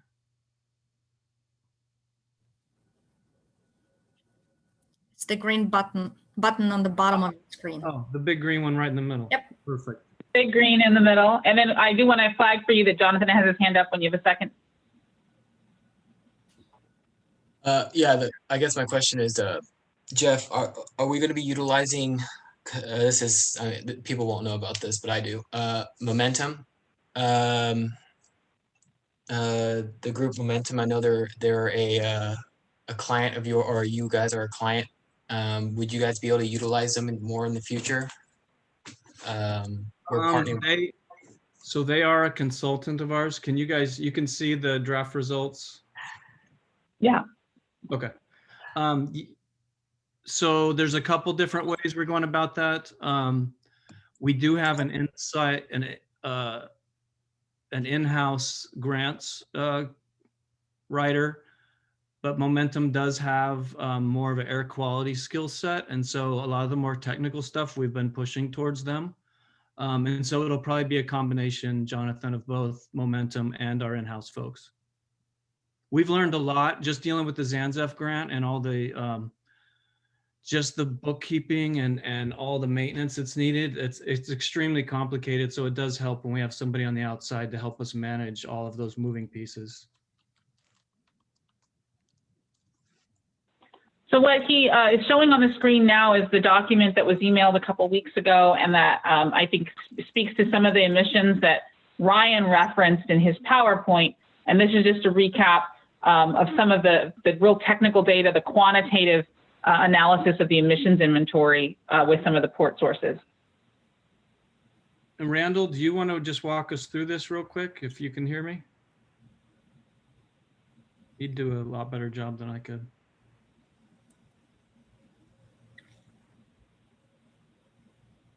Randall, are you on mute? Okay. Well, if not, you can see obviously the ocean-going vessels, hovercraft, and I think it was locomotives were our top three, and so that wasn't surprising, I don't think. To Jeffrey, can yeah, you zoom in a little bit? I can't see the name of it, please. Just to zoom a little bit. That's better. Thank you. that work? Yeah. Yes. Okay. So when we talk about trying to figure out ways to, and that's essentially what we're planning on doing next.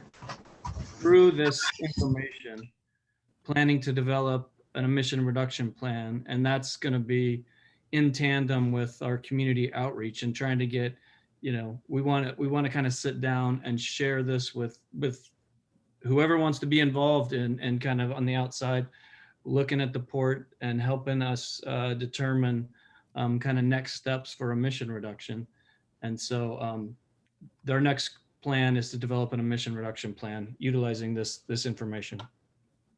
Randall, did you And join? just to clarify how to read this, if we look at the ocean-going vehicles line and you jump over to you can see the PM10, the number of tons, you can see the NOx column with the number of tons. For NOx, it's at 127.7 tons of emissions that are going out, and is this annually? Yeah, this is in 2018, yes. In 2018. For the year. So the higher the number of emissions, the more potential for reduction if they were included in the CERT.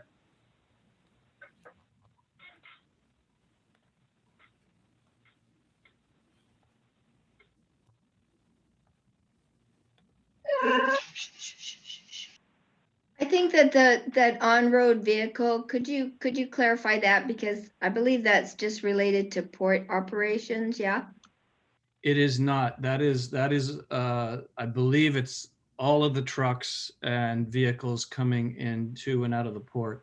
I think from what I remember from our discussion with Starcrest and the technical working group is that the trucks are really, they're pretty clean because of the updated pushes from CARB to increase, and especially the trucks coming to ports are under a more specialized requirement. And so I believe that includes all of the port trucks as well. Any trucks coming to. This is Randall. Can you guys hear me now? Yes, there you are. Oh, I'm struggling with the technology. I'm sorry. So I'm here if you need to weigh in on anything. Yeah, maybe if you can just clarify the on-road vehicles category and the on-road vehicle category, and this one includes mostly trucks. It also included some of the port-owned automobiles. So your port-owned thing, because those were needed to be included in the greenhouse gas inventory side of it. So it's a very small. That's a small fraction of the emissions. Almost all the emissions are coming from the heavy-duty truck category, though. And then I just want to flag for you, Jeff, that we have two questions, hands raised by Ned and Douglas when you are done answering this last question. Sure. Okay, let's go with Ned. Ned, I see your hand, and then Douglas, and then Debbie. Yeah, Jeff, I appreciate the presentation. My memory was back in November, you promised some health studies. I followed up on that with a couple of emails to you. Did I misunderstand? Do you not have health studies, or was that just, you can take a look at emails I sent you in November and January. Oh, I apologize if I missed any emails from you, Ned. We've got some health risk assessments as far as specific projects, but the emission inventory was the biggest project we've been focused on as far as just looking at the overall emissions of the port. I understand it. I saw that January 15th. I followed up with an email to you. Can you send along those health risk assessment reports? Yeah, I don't think that would be a problem at all, of course. Just take a look at my email to you of January 15th. I'd appreciate it, Jeff. Thank you very much. Sure. Apologies for Thanks, that. Ned. Douglas, you're up. Yes, Jeffrey, I noted that the report that you posted on it's a draft from 2017. Why is that not have updated to 2020? Why is it a draft? And if that is up to date, how will we know what minimum carbon emission and what maximum carbon to search for? So Randall, feel free to back me up on this, but the reason we chose 2018 was because it was one of our busiest years up until the time we started this project. And so we wanted to kind of get the worst case scenario for the time. And so this is a brand new study. It's just coming out, but it's just taking a snapshot of the operations that were done in 2018. Since then, we've upgraded and included, I think almost 30 now. We're deploying the zero emission cargo handling equipment and rail car mover. So I would anticipate if we went and did this today, we also had less cargo in 2020 than we did in 2018. So if we were to go back, I think, and do this today, the outlook would look better than what I'm showing here. I was trying to show worst case. Oh, okay, great. Thank you so much. And Jeffrey, a couple comments about the health study. We have a lot of interest in the chat on sharing that with the entire committee. So even though Ned might have requested it individually, I think there is interest from a larger swath of this committee. So if it is possible to share with everyone, I think that is a request that everyone get it. That's number one. And then number two is Debbie has a question as well. And then there's another note in the chat around who your consultant was for the health study. Thanks, Erica. Yeah, who was the health consultant, Jeff? I have another question, but who was the health consultant for your health consult, the health report? I would have to check. I do not recall off the top of my head. I wasn't specifically involved with them, but I can get that, within, the next 12 hours and get it to you guys. And then you had said that you were going to do community outreach meetings. Yes. And I know I emailed you saying I was interested. You asked for interest, people interested. I know I emailed you, and a couple others that I know of emailed you. I'm wondering when do you plan on starting that up? My hope was to start it in February. We had a little bit of a delay with one of our key folks had a baby. And so that's I didn't think we were going to miss a beat, but we've kind of slowed down a little bit, but I'm still hoping for late February or early March to get the first meeting together. Okay. Okay. Yeah. So Thank you. there are a couple. And that's one of the things I would kind of want to build off of, this emission inventory and really use this the base for further discussions as far as, a planning document for helping the port to continue to operate and reduce emissions as we move forward. So there were a couple comments in the chat about understanding the real sources of emissions coming from the port and some requests for additional health data, both from the Air District, any studies the Air District has, and any studies that the port has, because I think this committee has expressed interest in understanding the health impacts of some of the sources. And so this will help make an informed decision. So that's all valid, and I want to acknowledge that there's a lot of interest in providing that information and also providing continued outreach. And I know, Jeff, you've talked about opportunities that the port will have to do that, and that you're going to be engaging this committee and the community at large, and community-based organizations as well. So there's some questions in the chat about your approach to those kinds of plans and moving that forward, and those are all incredibly relevant. I want to be really mindful of time because we still have a SERP to review, and we want to figure out what we want to do with these 4 or 5 measures related to the port. And so I want to center us back on the conversation around whether or not we want these strategies in this SERP. You've seen some of the emissions data, the potential for reductions based on the quantity that's already going out there, and the highest year of 2018. And then Ryan's given a little bit of an overview on some of the opportunities that you have based on, you know, what they've seen in other places and how you could make pretty large impacts with a few of these strategies. So I want to center us back on the PowerPoint that Ryan gave us with the information we've gotten from Jeff. I'm going to ask Jeff to answer all the questions in the chat that are related to the port because there's a lot of them.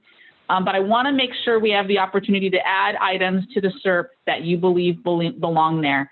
And there are a couple now that we've talked about in the package that we really want to make sure we go one by one with.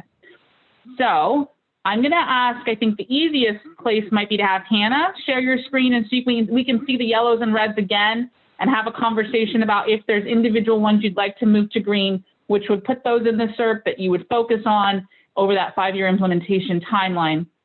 While we're talking about this, I want to maintain concurrent activity.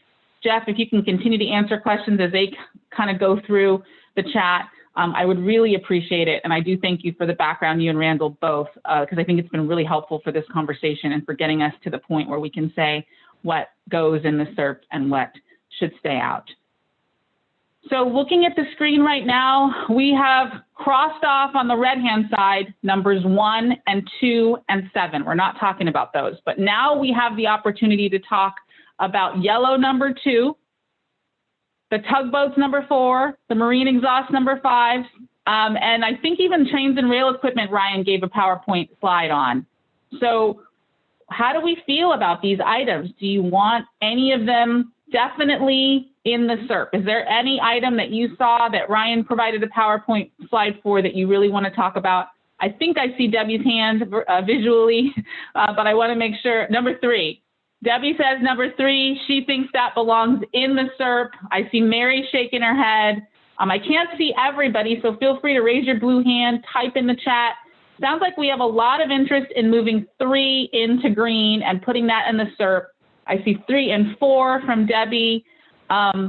Feel free to throw items in the chat, numbers in the chat, and right now we're saying what items that are currently in either yellow or red need to go to green. Erica, I see Catherine's request for more data before moving any of those. Catherine, can I ask you a question about what kind of data do you want? Are you specifically referring to the health data, that the reports that need to come? Thanks, Erica, and hi, everyone. This is Catherine. It is both the health data and also some of the bigger picture conversations that or questions rather, that I was asking earlier.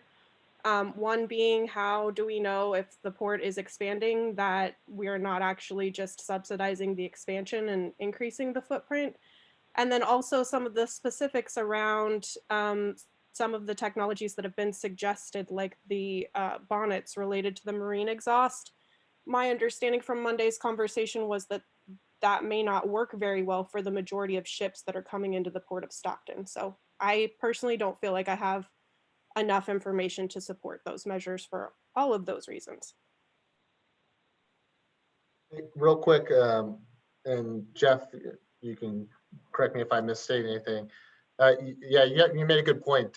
So during Monday's conversation, there are a few different types of ocean-going vessels that come into the Port of Stockton. One being the tankers, which are the bigger ones, and then there's the smaller bulk loading vessels that come in. And so during the discussion, a lot of the ships that come in to the Port of Stockton are the bulk loading, and there are potentially some challenges with using an emission control system. My understanding is that it potentially still could be used. However, the amounts of emissions, the time that the tankers are at berth, and during that time, they basically run the engines the majority of that time. The emissions from that is somewhere in the neighborhood of 50% of the overall. So in that information that Jeff provided as far as the emissions inventory, if you're looking at the hoteling at berth, about 50% of that would be for the tanker. So you're looking at about 40 to 41 tons of or 40, 45, somewhere in that range, just for the tankers. Thanks for that, Ryan. I want to acknowledge a couple things. Matt Holmes has been trying to speak, but has some technology difficulties. I don't know if you can unmute Matt or how your computer's working, but I think you're probably due for a conversation. So pop on in if you can. And then Douglas, I do see your hand as well. I'm also seeing a lot of people with providing some additional, they have a lot of interest around moving 3, but wanting to get a little bit more information about the port and maybe a little more detailed information related to something that was provided on Monday with the CARB meeting from the port. So I want to acknowledge that. And then Matt, are you able to talk? Yeah, I am. I think the problem is PG&E took down my power line. So I had to go to a neighbor's house and they're signed into a different Zoom client. So thank you, Hannah, for helping me get in here. Yeah, I think everybody's really covering this issue. I think we have sort of sincere needs and people are trying to understand this. I also think it's really late to be getting to some of these questions. So I'm really worried about these deadlines. I'm really worried about sort of scrambling to learn so much in such a short period of time. We finally see some of the pollution mix here. We need to see what the health impact mix of those mixes are. Where does that data come from? Is that just projections from engine type and frequency, or is there any monitoring that we can look at? How does that correlate to, hospitalization data that I know is out there? Like we have asthma data on census tracts right around the port, and so we could share that. The real thing that I kind of want to just get 30,000 feet on is, I appreciate that the port is here. Like, I don't see anybody else here that's looking for an incentive program. At the same time, I think we need to have a totally different relationship with the port. I mean, I sat through a port commission meeting on Monday where they didn't even know that this committee existed. They referred to an EJ subcommittee when they were talking about an outreach strategy, and they didn't mention us, and nobody brought us up there either. They had public comment sessions last July about going from 8 to 48 bulk handling ships. And to my knowledge, this committee didn't participate in that. Like, that would have been a great opportunity for them to do that. The CARB had listening sessions in October about at-berth rules and alternative offset funds and, all these fancy language things. I didn't hear about it. I live within earshot of the port. I've talked to everybody I know on this committee. They didn't know anything about it. And so we're not really being treated as a stakeholder. And so I understand, Jeff, you're probably in a tight spot. And I know you're here trying to make the port healthier. And I come from Richmond. I know what big business is, and I know the port isn't that. The port is a publicly owned utility. So if there's anything that we should help, it's something like the port. But there's just a whole tone and relationship that's missing here if we're going to pay for stuff out there. There's just, nobody loans me money unless they know what my finances are like. Like, is the port broke? Why haven't they paid for these things? I got a fence that needs to be replaced. I pay for that myself. Nobody's going to step in and help me do that. And there's just there's a whole host of things that I just don't think we have time to get into. I know there was an audit. I listened to my first port commission meeting. I think we should take a look at that. I think we should know. I'm sure you guys deserve the money. I know the Port of Oakland's broke as a joke because they took out $1 billion to be brought into compliance. And maybe that's the right strategy for a publicly owned utility. This isn't a private company that has an obligation to make money. It's a publicly owned utility that has an obligation to deliver its services to us. And so, maybe we need to be talking about that port going into Hawk to come into compliance to make all of this stuff work. Because every dollar that we spend, and then I'll shut up, this is my last point. Every dollar that we spend here on an emission reduction, I understand it has to show emissions reduction. And I know the Air District is in a tight spot to show that. But everything that we pay for, we're not paying for exposure reduction that we know works. An air filter on a school works. An air filter in a house works. But we're spitballing buy and bulk programs, and that was the other thing from CARB. There's lots of those things. We had the director on the call. She listened to us on Monday. We're not at the back of the line because we don't have enough staff to apply for those programs anymore. Our need puts us at the front of those lines, and so we all need to work together on bringing everything into this community, because $40 million isn't enough. Right? Whole generations of people dying 2 decades younger than their neighbors and better off census tract doesn't get recovered with $40 million. So we need to maximize all that. So I don't know if I have any questions in there. I'm not morally, I have no principles against supporting the port. I know that I don't have enough information to act on that anytime soon. Thanks for your feedback, Matt. And I see some comments in the chat. I want to ask, Douglas, I do see you, but I want to give Ryan a chance to respond to some of Matt's comments, specifically are related to, what the language might be and maybe some additional insights from an industry standpoint from the Air District. Yeah, and this is just probably more clarification and wanting to understand more. I've heard the desire to have more health information, health studies. The one thing that can't be disputed, there are national air quality, ambient air quality standards for criteria air pollutants, because there are a whole host of studies that show reduction in nitrogen oxides reduces ozone, which benefits public health. I don't think anybody on this committee can disagree with that. And so the measures that we're talking about would reduce those emissions. And I'm trying to understand, because we're being asked to get the information for the committee on some of the health data, just trying to, so when we're collecting it, trying to understand what the committee, what additional information are you hoping to get from the health studies outside of understanding that reducing criteria air pollutants, reducing diesel particulate matter, reducing PM 2.5, all of those things are going to improve health.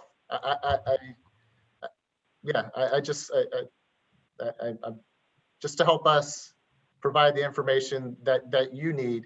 But to me, AB 617, if you read the legislation, you read what it's about getting criteria pollutant reductions, because that ultimately will improve health.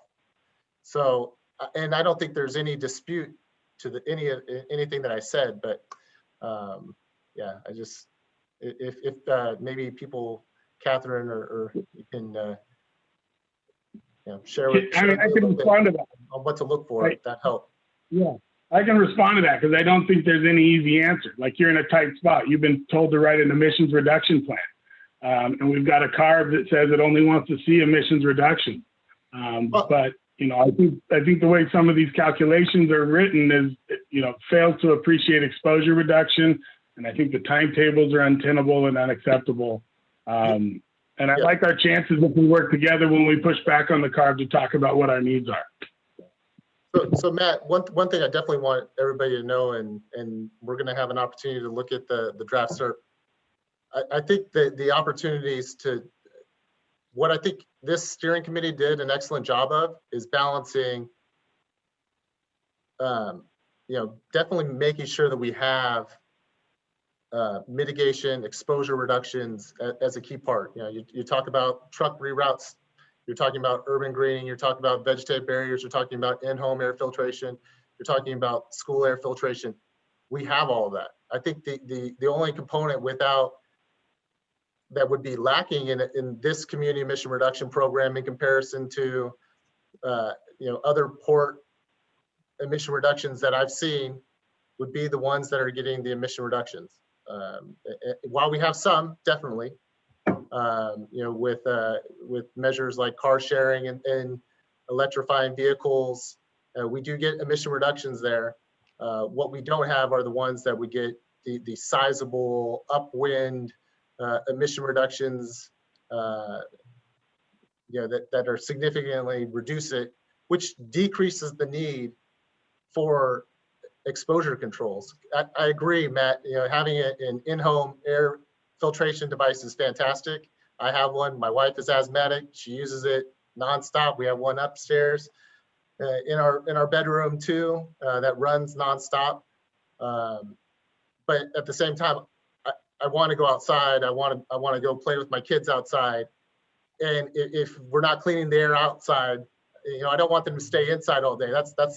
And I know you being a big outside guy, I mean, that's important to you too. I mean, getting those emission reductions from those things has to be, I would hope, would have to be, also a major consideration.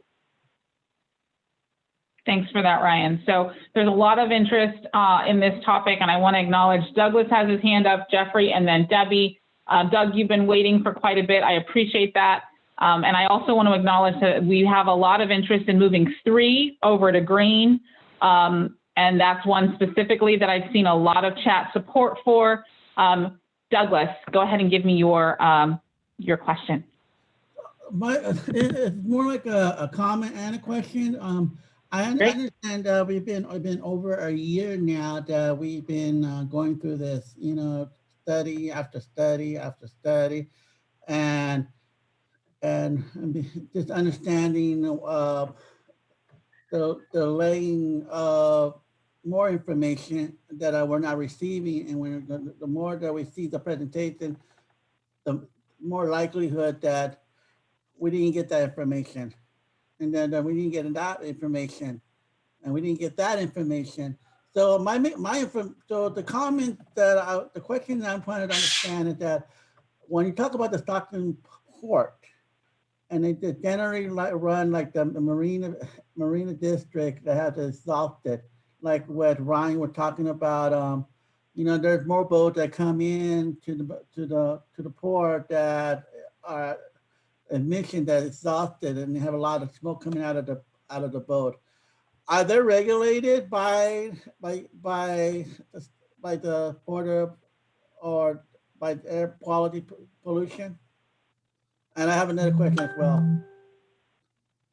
Ryan?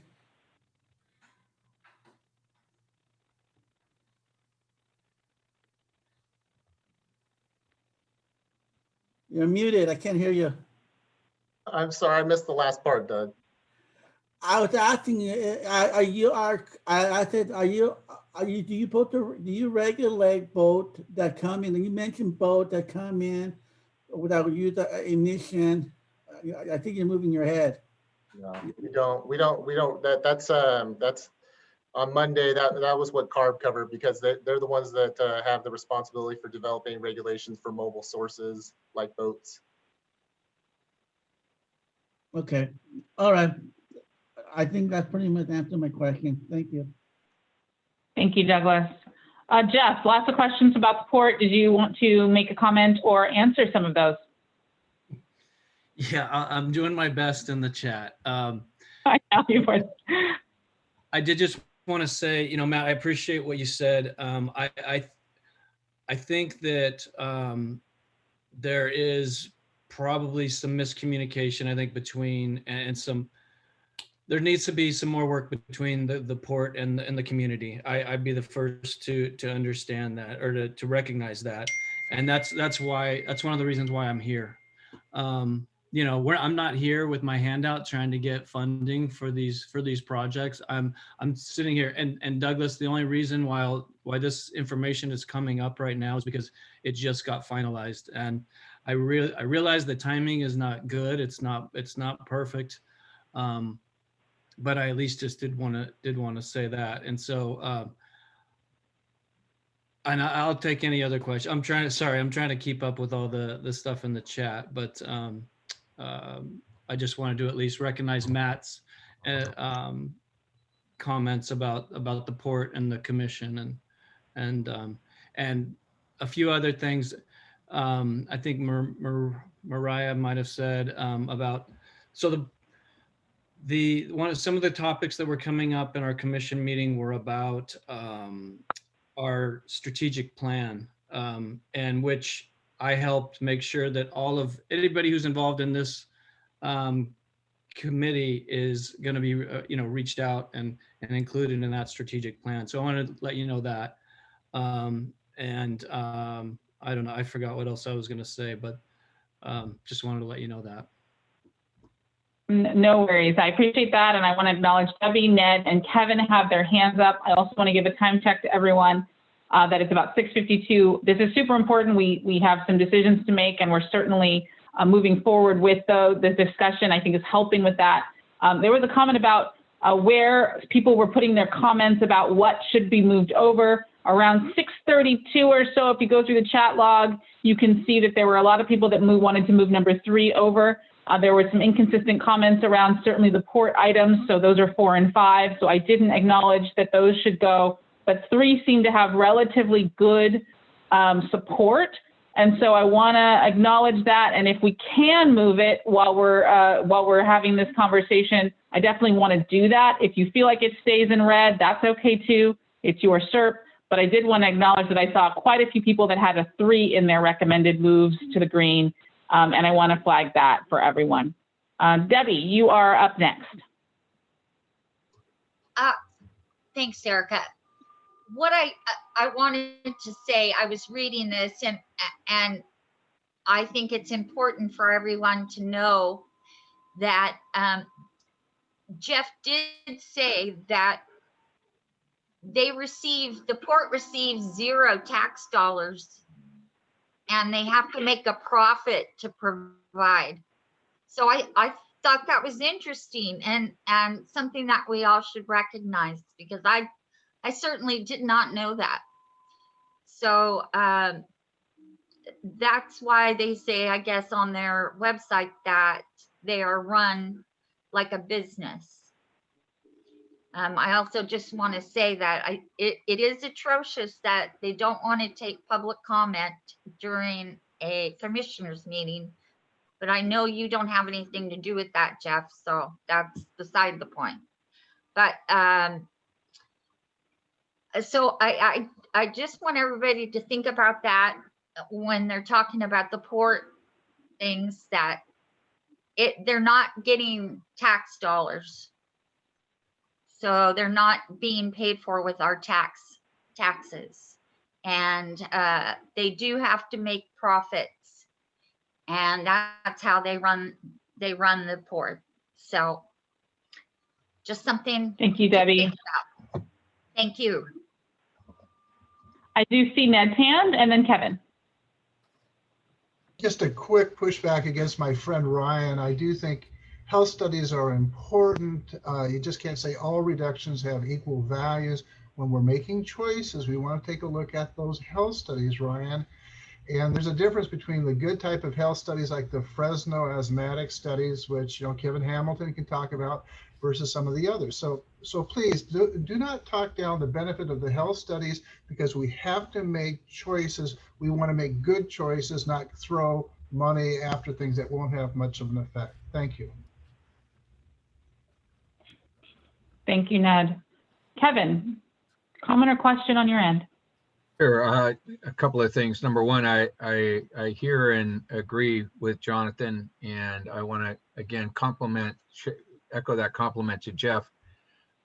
Just for showing up in a conversation like this, that's tough, and I think you've done a great job here, Jeff, in really being as transparent as possible about what's going on at the port and trying to make sure that it's involved in this as a good community partner. There's certainly other industries that aren't at this table and facilities that should be and know about it and have chosen not to show. So kudos to you. As far as health studies, I put the link up there for probably the most relevant and most current that are reflective of the San Joaquin Valley, and so I'm not going to go into that other than to say these emissions have a much higher impact on human health, especially development in the womb than we ever thought. The literature is not just building, it's exploding on this. And now it's 10, 15 years old. So it's been repeated multiple times in peer-reviewed studies. So there is an urgency here, as this has a generational impact. But we have to think that you cannot do this. There's no way you're going to reduce these emissions enough in 1 year, 2 years, 3 years, 5 years even, I think is not realistic.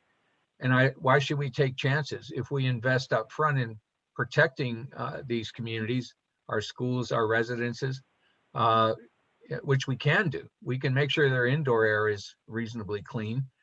so they have a safe space to be in 16 hours a day or more. So, why aren't we investing in that up front now, which is cheaper and possible? And, where we can, starting the emissions process, reduction process, that's already given. It's already in place. The incentive funding is there, big picture for the Valley, and there'll be more coming year after year. I think you have to balance that out. So, I haven't seen a lot of conversation about that other than in the chat that's hit the red, yellow, green. So just throwing it out there that, I am completely, I've always said, our organization, at least, CCAC, is not interested in shutting down anybody's business. That's not what we're looking for. All we want to do is help that business clean itself up. But in the meantime, people who are exposed to these emissions from those businesses need to get some help too. And AB 617 was meant specifically to do that. And it has the authority to do that. So the CARB director has the authority to say, okay, well, you can use that money for this. It's not a standard use, but it's in your CERP, so you can use it for that. CARB's board gave him that authority almost 2 years ago now. So, let's keep all that in mind. That's all I'm saying. Thank you. Thanks, Kevin. I'm going to go to Ryan, and then we're going to just take a quick assessment of how we're doing and where we are. Definitely wanted to thank Kevin for his comments. And yeah, we definitely heard the steering committee, and for example, with Stockton, we did include the indoor air quality as a measure in the draft CERP, and that's in there. We put that, we heard the steering committee, we included it. It is something that we hadn't included in CERPs before. It was definitely a novel idea that the Stockton community had, and we incorporated. Because like we said, I think in any good plan, having the exposure reductions along with the emission reductions is an important thing. So thanks.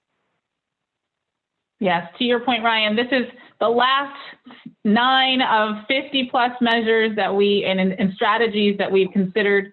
Most of the rest have been sorted. These are the last stragglers. So there's lots of other things in the CERP, which we are going to review right after this. The chat has a lot of activity in it, a lot of it related to port operations.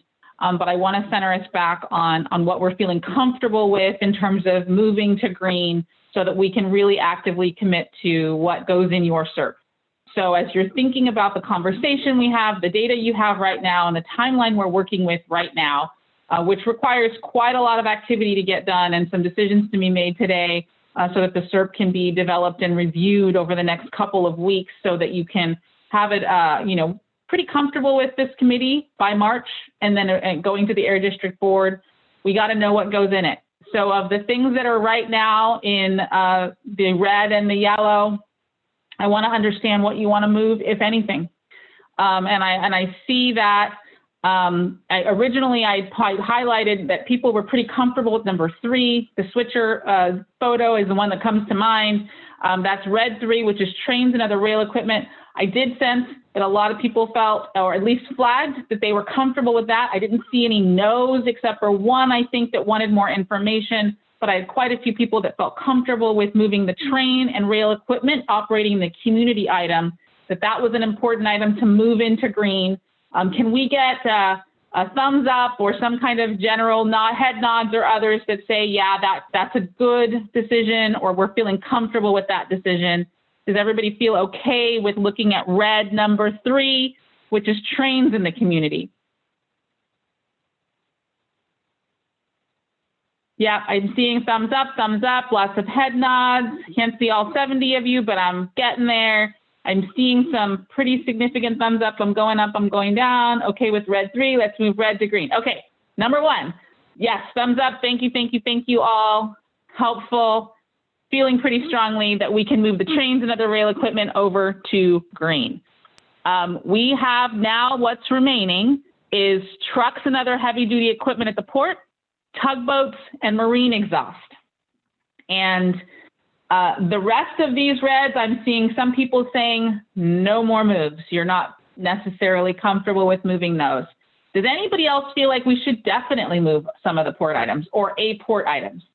Anybody right now believe that we need to move a port item over? acknowledging those emission reductions are pretty significant. Does anybody want to move those over? I see quite a few no's. Anybody saying yes?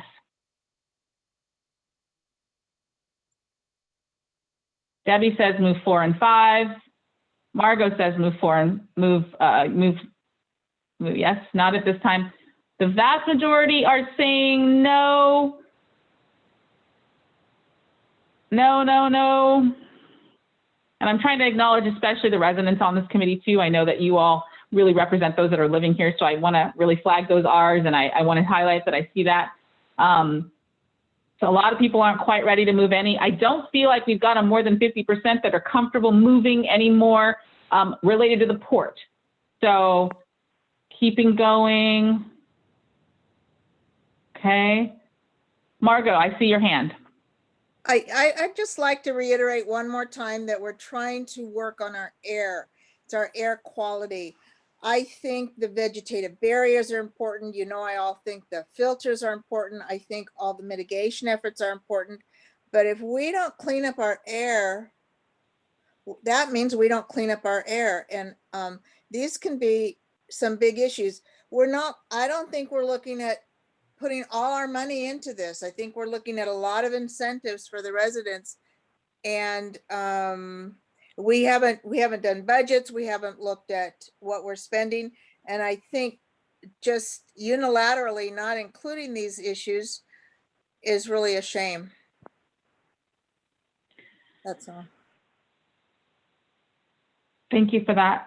Douglas, comment from you. I agree with Marco, because I agree that the port, we need to move some forward because our air quality, we're right by the Delta, and we need to have something that we're able to have clean air. And when we talk about, I know that when we talk about money, it's our money. It's not just whose money. It's gonna help with, that's gonna help the community, help in the community, and help whatever is going into the city. And the money that the taxpayer pay into the community is going to benefit us anyway.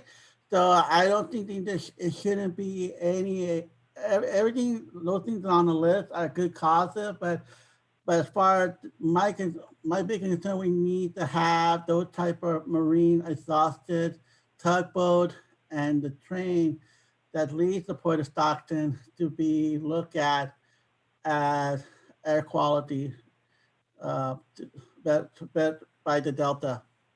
Thank you. Yeah, thank you, Douglas. Nicholas, I haven't heard from you today. I'm going to give you a chance to say something. Sure. I just think I have concern when an agency isn't being forthcoming about simple facts. And I posted that there were 2 federal earmarks, substantial earmarks from the federal government that benefited the Port of Stockton, and I didn't get a clarification of that. I included an article from the Record that talked about how it was an issue during the congressional campaign. And so until I feel that I have a partner that is just in good faith being honest with me, I think that we need to hold discussion on those items that they could be financially impacted by. Thanks for that comment. I do want to go back to Jonathan, who I skipped over. Jonathan, go ahead, and then I see Jeff for a response to that comment, maybe related to the port. Jonathan? Yeah, I think it's when providing these projects or providing these funds for this technology is making sure that they're able to handle the technology, that they already have planned to include that technology in their portfolio for years on end. And it's not just something like, ooh, boom, they got money, and then they instantly say, oh, well, maybe there is some potential. Like there has to be some intention from them from the very start. I mean, not very start, but for the past couple years that they've been looking into this thing, because we just don't want it to be a handout, because we need to treat this process holistically and in twofold or threefold, because that's how the AB 617 process is. It was supposed to really connect different environmental justice collaborations and work like TCC, the STEP. So I'm hoping this is the same way we'd be able to treat it. And so really making sure those companies, those facilities were intentional from the start, showing the reports that they're wanting to search for all these sort of things. Yeah. Okay. Thank you, Jonathan, for that comment. I do see Jeff's note. I do want to flag it's 7:07. We still haven't talked about the draft SERP, and I want you guys to have a chance to look at that before 7:30 when the interpreter heads out. So I do want to flag that we are running low. Jeff, I'd like to go to your comment, and then I'd like to wrap up with a question on this item. And the question is for the air district, like we did with the first measure today, the residential wood burning, we created a little bit of a hybrid set of language that gave us the flexibility to incorporate some things later, maybe stagger some items.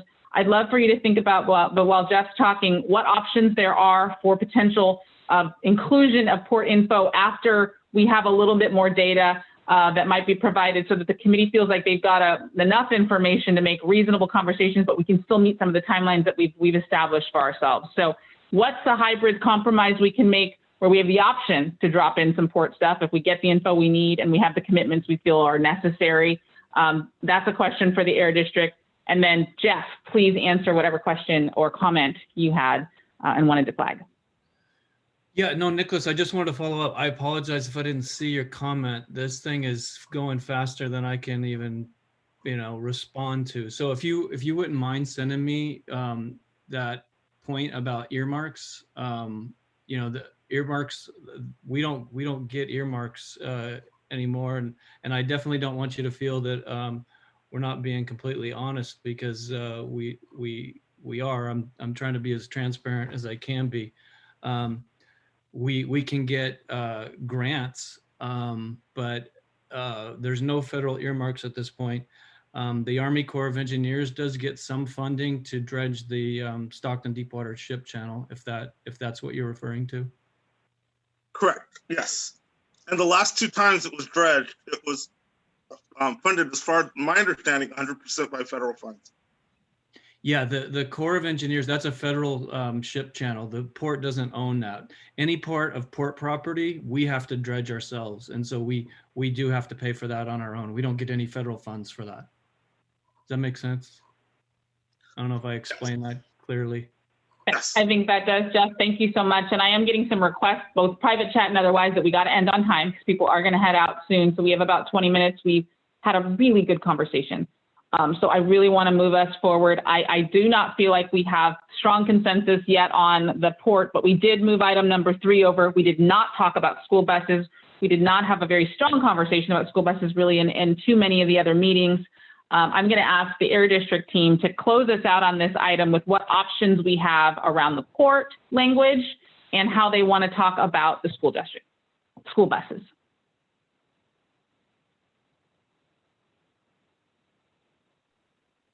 Thanks, Erica. Yeah, I mean, we could definitely, similar to one of 2 things. I mean, we can develop and send out language that would be used in the SERP for these individual measures for the steering committees to review and to think about.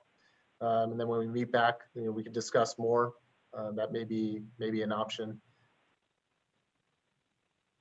Okay. So that might be the best way to move forward with those last 2 items, the port items being kind of a group of 3, and then the school buses, which we didn't talk too much about, that the group didn't have a ton of insight on.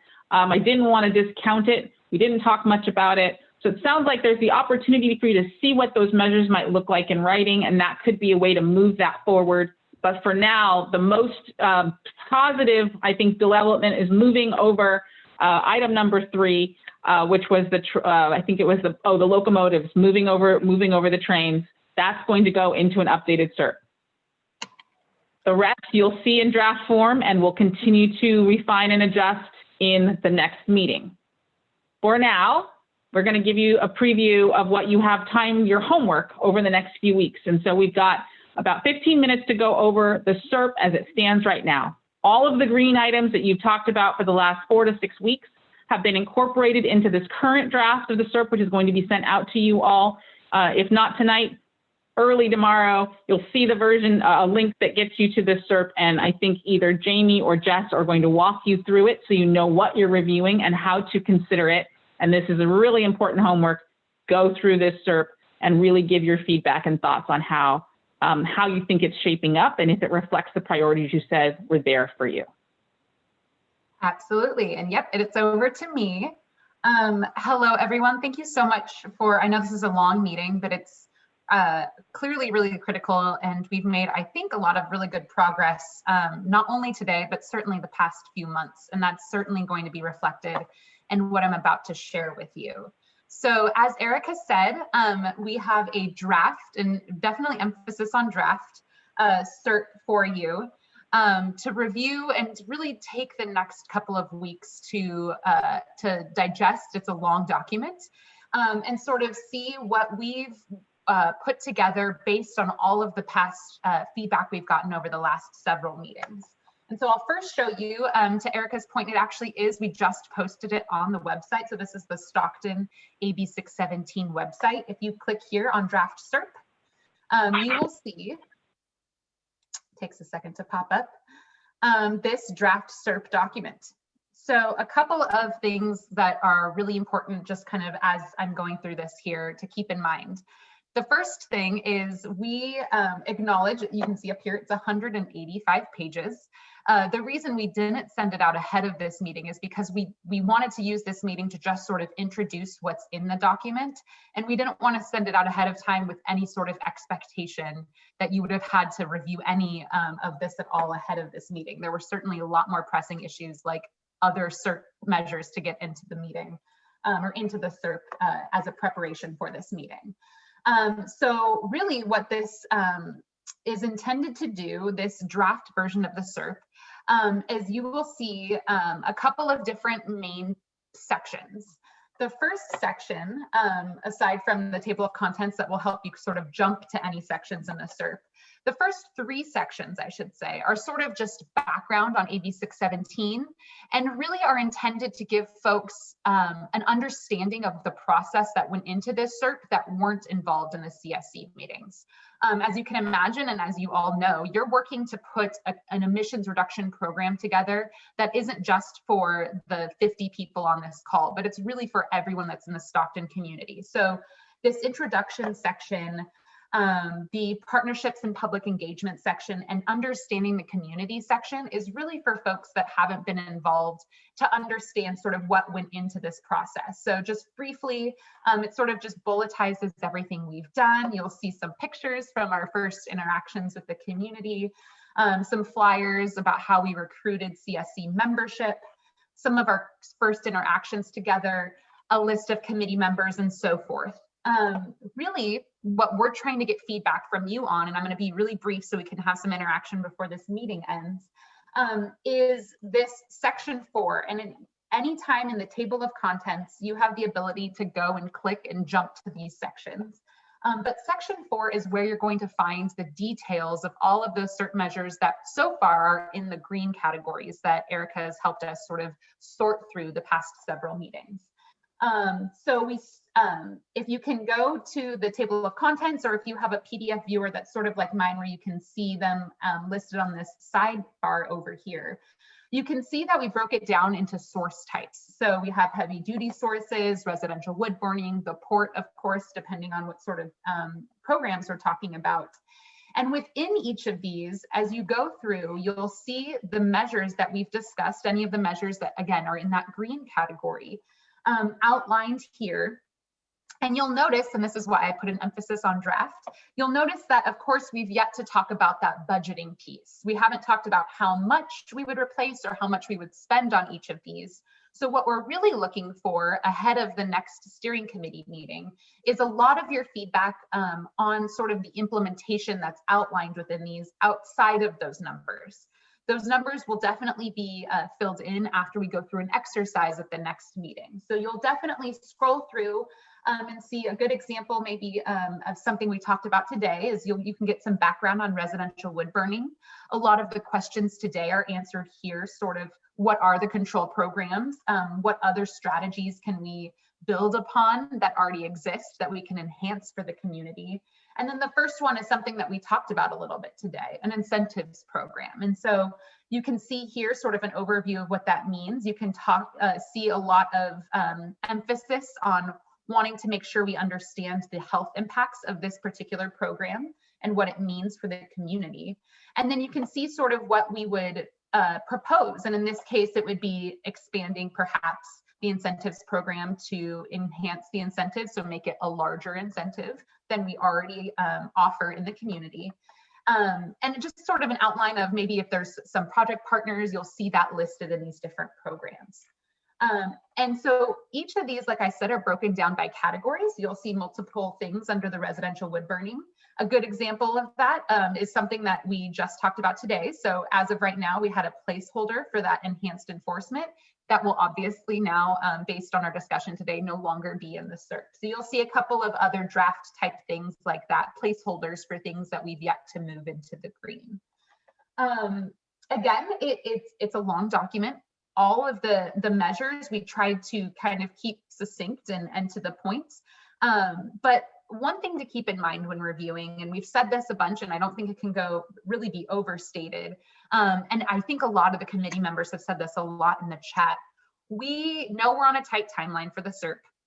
So we don't have A, the time, or B, really the capacity to outline the specific ways that we're going to implement every single one of these measures. There are dozens of measures in here that we know that as a community, we've moved into the green, we know we want to do. So the CERP really serves as sort of more of a roadmap or an outline of how we're going to do it. And then we use a lot of that implementation time once we adopt the CERP after March, moving forward to actually put in a lot of those details. So if you're looking through this and you're wondering, what's the timeline for this particular measure? Who are we going to work with? How much are we going to spend? You know, what are the due dates? What are the subcommittees? Those are all things we'll figure out afterward. This is really, do I get the gist of what this measure is about? Do I understand how it's going to mitigate pollution or reduce pollution in the community? So that's really what we're asking for feedback on. Couple of other things I want to point out. And again, you'll see this in the table of contents, so maybe I'll go here just to kind of jump to it in a more high level way.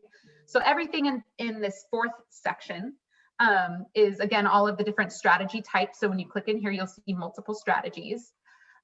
You'll also see the statewide strategies. So anything that CARB is doing or is under CARB's jurisdiction is also outlined here. And then you'll also see an enforcement plan. So a lot of the questions that were about how do we enforce, or we should make sure that we enforce, maybe truck idling, I think had come up, or the truck and bus rule, I think was also brought up in the chat when we were discussing the heavy duty stuff. That's all in this enforcement plan, both from CARB's perspective and the district's perspective. And then finally, even though we don't have an exact measure of how much we're going to target, because again, that's the budgeting discussion, you'll notice that we already have a table where we want to make sure we're tracking progress. So that's something that we want feedback on as well, is how do we track progress moving forward, and what does that forward progress look like? So with that, I'm just checking that I've sort of outlined everything that I wanted to outline. You know, a couple of other items that aren't in here besides the actual numbers that we're going to come up with today are several appendices that just support a lot of the information that's in here. One of those appendices that we will have for you next time is a health appendix. So that will sort of outline all of the current health outcomes in the community. So we've talked a lot today about a lot of the asthma rates, cardiovascular rates. So that will be in an appendix. We'll also have an appendix of all of the enforcement activities, permitting activities, and outreach materials. So definitely more to come, but I think 180 pages for 2 weeks is more than enough homework, hopefully, for you guys to tackle. So we're looking for feedback. You are welcome to send it to the ab617@valleyair.org email address. Or reach out to any one of us. If I know a lot of you talk to Ryan or myself or Zong before meetings, any one of us are happy to hear that feedback personally and take a call. But for now, I see the chat blowing up and it's hard while I'm sharing this. So maybe I'll just stop now, given the time, answer any high-level questions about just the structure of the CERP and the timeline. And I believe February 14th, which is Valentine's Day, is the last date that we'd like to at least hear initial comments on the SERP. That's definitely not your last date to provide input, but we definitely want to hear before our next meeting, which is on the 16th, to give us some time to respond. All right, I will maybe stop sharing so I could see everyone and kind of work from there. Perfect. Thank you, Jess. I do see 2 questions related to this document, which is a due date, which she said was the 14th, to give them at least a day to review it before the meeting on the 16th. And then a question about the format. If the document is locked, what format it's in? Is it a PDF? So structurally and logistically, is this going to be a link, an attachment, and what kind of access will people have to edit it? Great point. I see a comment in the chat. Right now it is a PDF, but we had just spoke about this at least as a team earlier. We're open to seeing other types of collaboration tools perhaps. So maybe there's something that we can, when I see a health appendix, okay, certainly. But yeah, maybe we can work to see other ways that we can get good feedback on this. It's a large document, so I certainly understand that it might be easier to provide feedback maybe in a different way. Jessica, can I interrupt real quick? We also have to be sensitive to security issues at the district, and unfortunately, Google Docs we can't use because of security issues at the Valley Air District and our IT team. So I've had this conversation with several people, and unfortunately, that's one we can't do. Got it. We will certainly, though, maybe we can explore. Oh, sorry. I was just going to say to Matt's point, it looks like I just pulled it up and I was marking on it. So if you prefer to do that, it is a PDF that is active and you could save that and send it back for those that Excellent. Great point. Yes. So it looks like you can pull it up and mark it in PDF and send it. And actually that would be great for us because it would be really easy sort of direct feedback on the pieces of the SERP. And just to, for Jonathan's question, you all already have more time to review this than Fresno did. So you already, Fresno, the final version, they had like 2 days to review, just so you know. Also, you should have in your inbox a link to it. And also this draft is on the public AB 617 website. So feel free to share with other individuals that you think might be interested. Absolutely. And again, it's right here in the corner. If you wanted to make sure that you sent it out to others. And then the items that we talked about today will be incorporated over the next 24, 48, this week. You know, there's draft language that will be dropped in. So if you added in an item, it would get incorporated from today, it would get incorporated and for you to review and approve over this review time. Could you repeat that, please? So we had talked about item number 3, for example, moving into green. So that hasn't not been incorporated into this version that you're looking at, obviously, right now, because all those other green items had been moved in prior to today.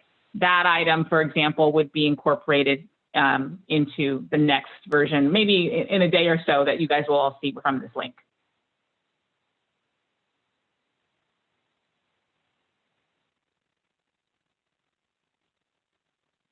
I'm seeing if there are any additional questions for you.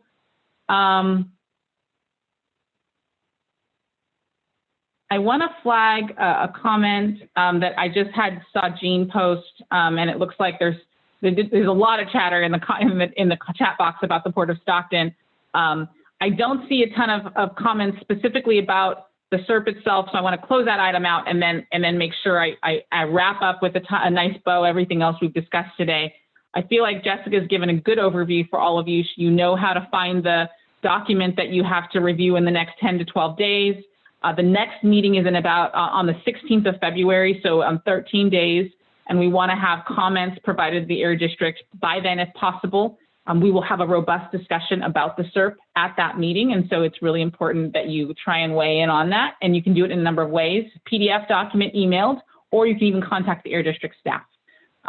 Links been sent to everyone, and timelines hopefully are clear. I do want to circle back and just talk process. There were some questions about the move of the green to the number 3 item that was related to trains, and I want to be really mindful of that.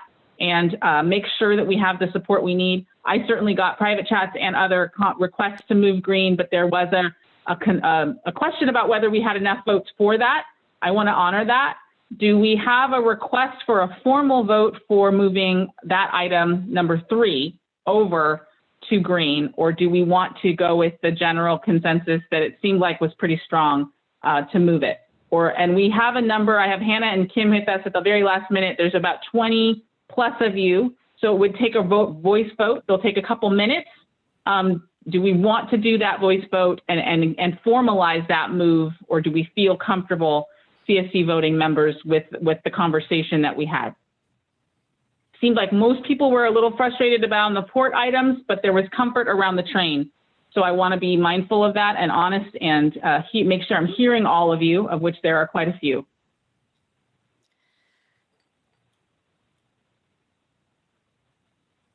See a revote request. Formal vote. Okay, let's do the formal vote. I did see one note that one voting member said they did not want to move, and let's do the formal vote. The way we will do that is we will call you all in order. The ones that have voting rights have a V in front of their names, and I will ask Hannah and Kim to do that calculation for us. We will try and do it as quickly as possible because we've got about 2 minutes. So we're going to call your name, unmute yourself, tell us your vote.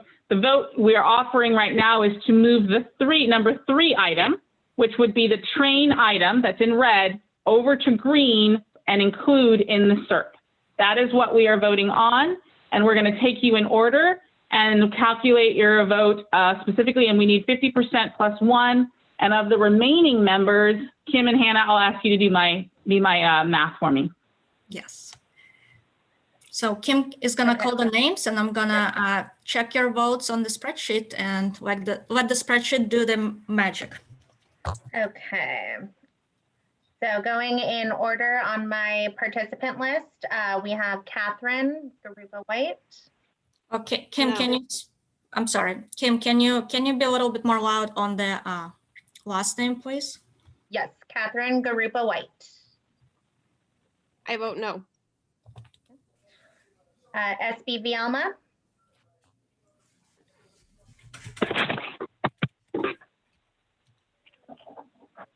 Maybe we'll give SB a minute to unmute. Jean Fuss. I vote yes. Okay. Let's see, Jonathan Pruitt. Yes. Kenda Templeton. Yes. Mariah Looney. No. Give me 1 second, Kim, please. So, and she's also joined with John, so. Oh, I think SB. I think we have SB. Okay. Yes. Okay, great. Thank you, SB. SB is a yes. She's okay. That's a lot of. And then I'm going to mute you, SB. I'm sorry. SB is a yes? Yes. Thank you. Thanks, SB. Okay, next we have Matt Holmes.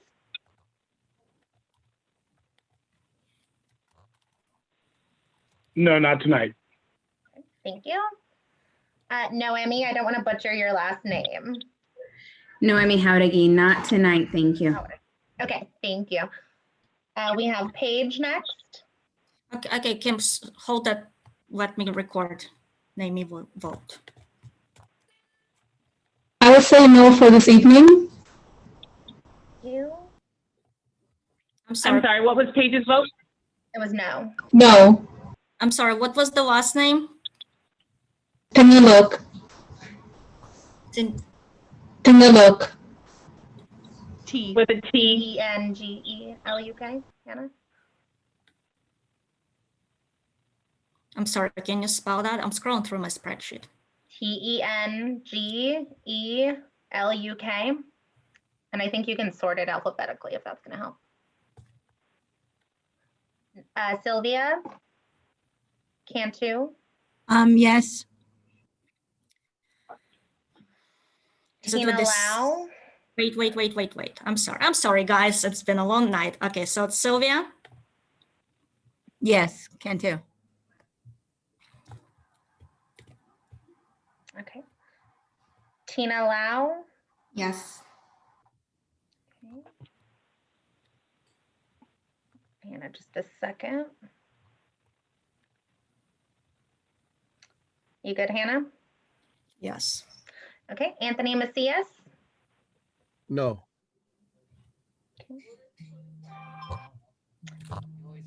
Bianca Mendoza. I vote no. Thank you. Douglas. I vote yes.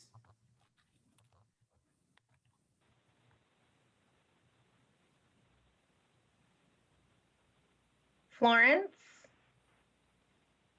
Yes.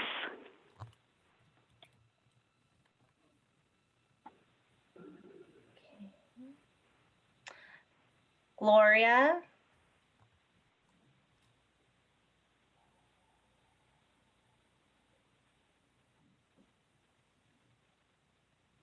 Gloria, will come back to you if you've stepped away. We have Mary Elizabeth next. I vote yes for my students in East Stockton. Thank you. Nate Knott. Yes.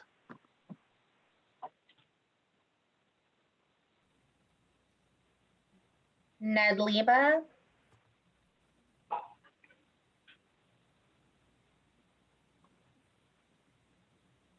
Ned, you're on mute. Ned, you're on mute.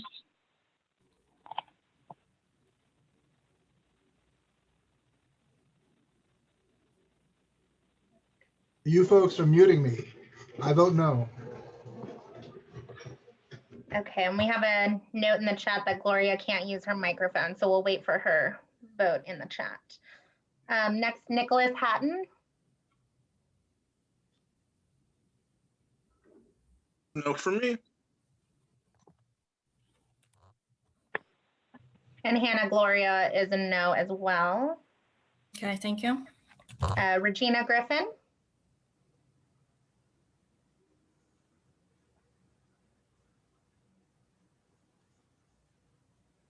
I'm going to vote no at this time. Okay, thanks. Stacy Paniasi.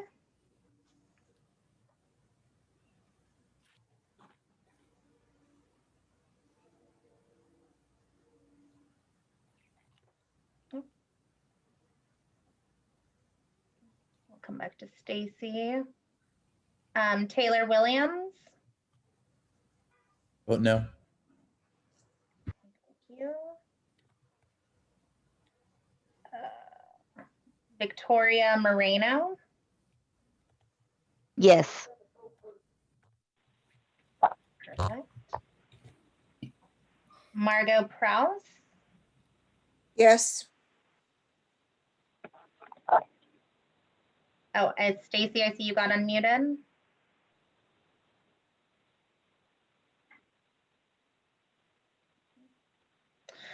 Leonard Seawood.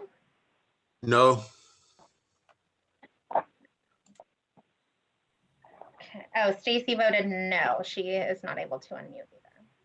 Stacy, what's the last name? Kenyasi. Okay. And then we have one alternate who is allowed to vote because her main member left. So that's Cynthia Lau. Oh, and thank you, Kim. I vote yes. Okay. Okay, I think we got everyone. If I didn't call you or you were unable to mute, let us know in the chat or go ahead and speak up. I wasn't called. Oh, sorry, Ed. No problem, Kim. Don't worry about it. I vote yes, please. Thank you. Is there anybody else? And now you know why we don't do votes on everything, just process-wise. It takes a little bit of time. It's worth it, but it takes some time. And I will answer the vote question separately, but anyone else? And we had a few people leave, and I apologize for that. Ironically, the note by the count I've got, it's 14-14. Hannah, what did you have on your list? Yes. Yeah, we had a couple of people that left before the vote, unfortunately, and I believe that it's tied now 14-14. The consensus is 50% plus one. So a number of those people that had to leave might have made different decisions, but I do think that right now we cannot move the number three over based on your charter. And so we will be leaving number 3 in red, which means the trains stay in red. This is your process in your committee, and we want to be mindful of what your goals are. So you guys can negotiate with your teammates or call our CSC members over the course of the next few days and weeks as we review the SERP. And you guys have 2 weeks to do so. And what we have to do now is make sure that we've addressed all of the comments related to the current strategies and the SERP draft and all the questions, and then take public comment. And we can do that in 60 seconds. Any parting comments for the group before we go to public comment?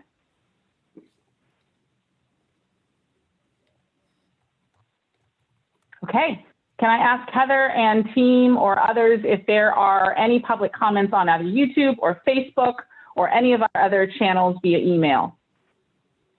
I have not received any. Thank you for checking. Sure thing. I want to show you prior to this, the next steps in this process. Hannah, if you can go up to slide 1 above public comment. Nope, too far, right there. Okay, you have 2 weeks or so, give or take 10 days to review that very large document. The next meeting, we're going to do a budget prioritization exercise, which is incredibly important. And then we're going to talk about the SERP. We're going to review it even more, hear your comments, see your comments, and see them all collected if possible. The sooner you get the feedback to the Air District, the better that discussion at the 16th meeting will be. This is a really important time in the process, and we want to give you the flexibility and the time to discuss it. And this is the last chance, I think, to make adjustments to what goes in the SERP before that March approval. Any additional or parting comments from the Air District or from the committee before we adjourn this meeting?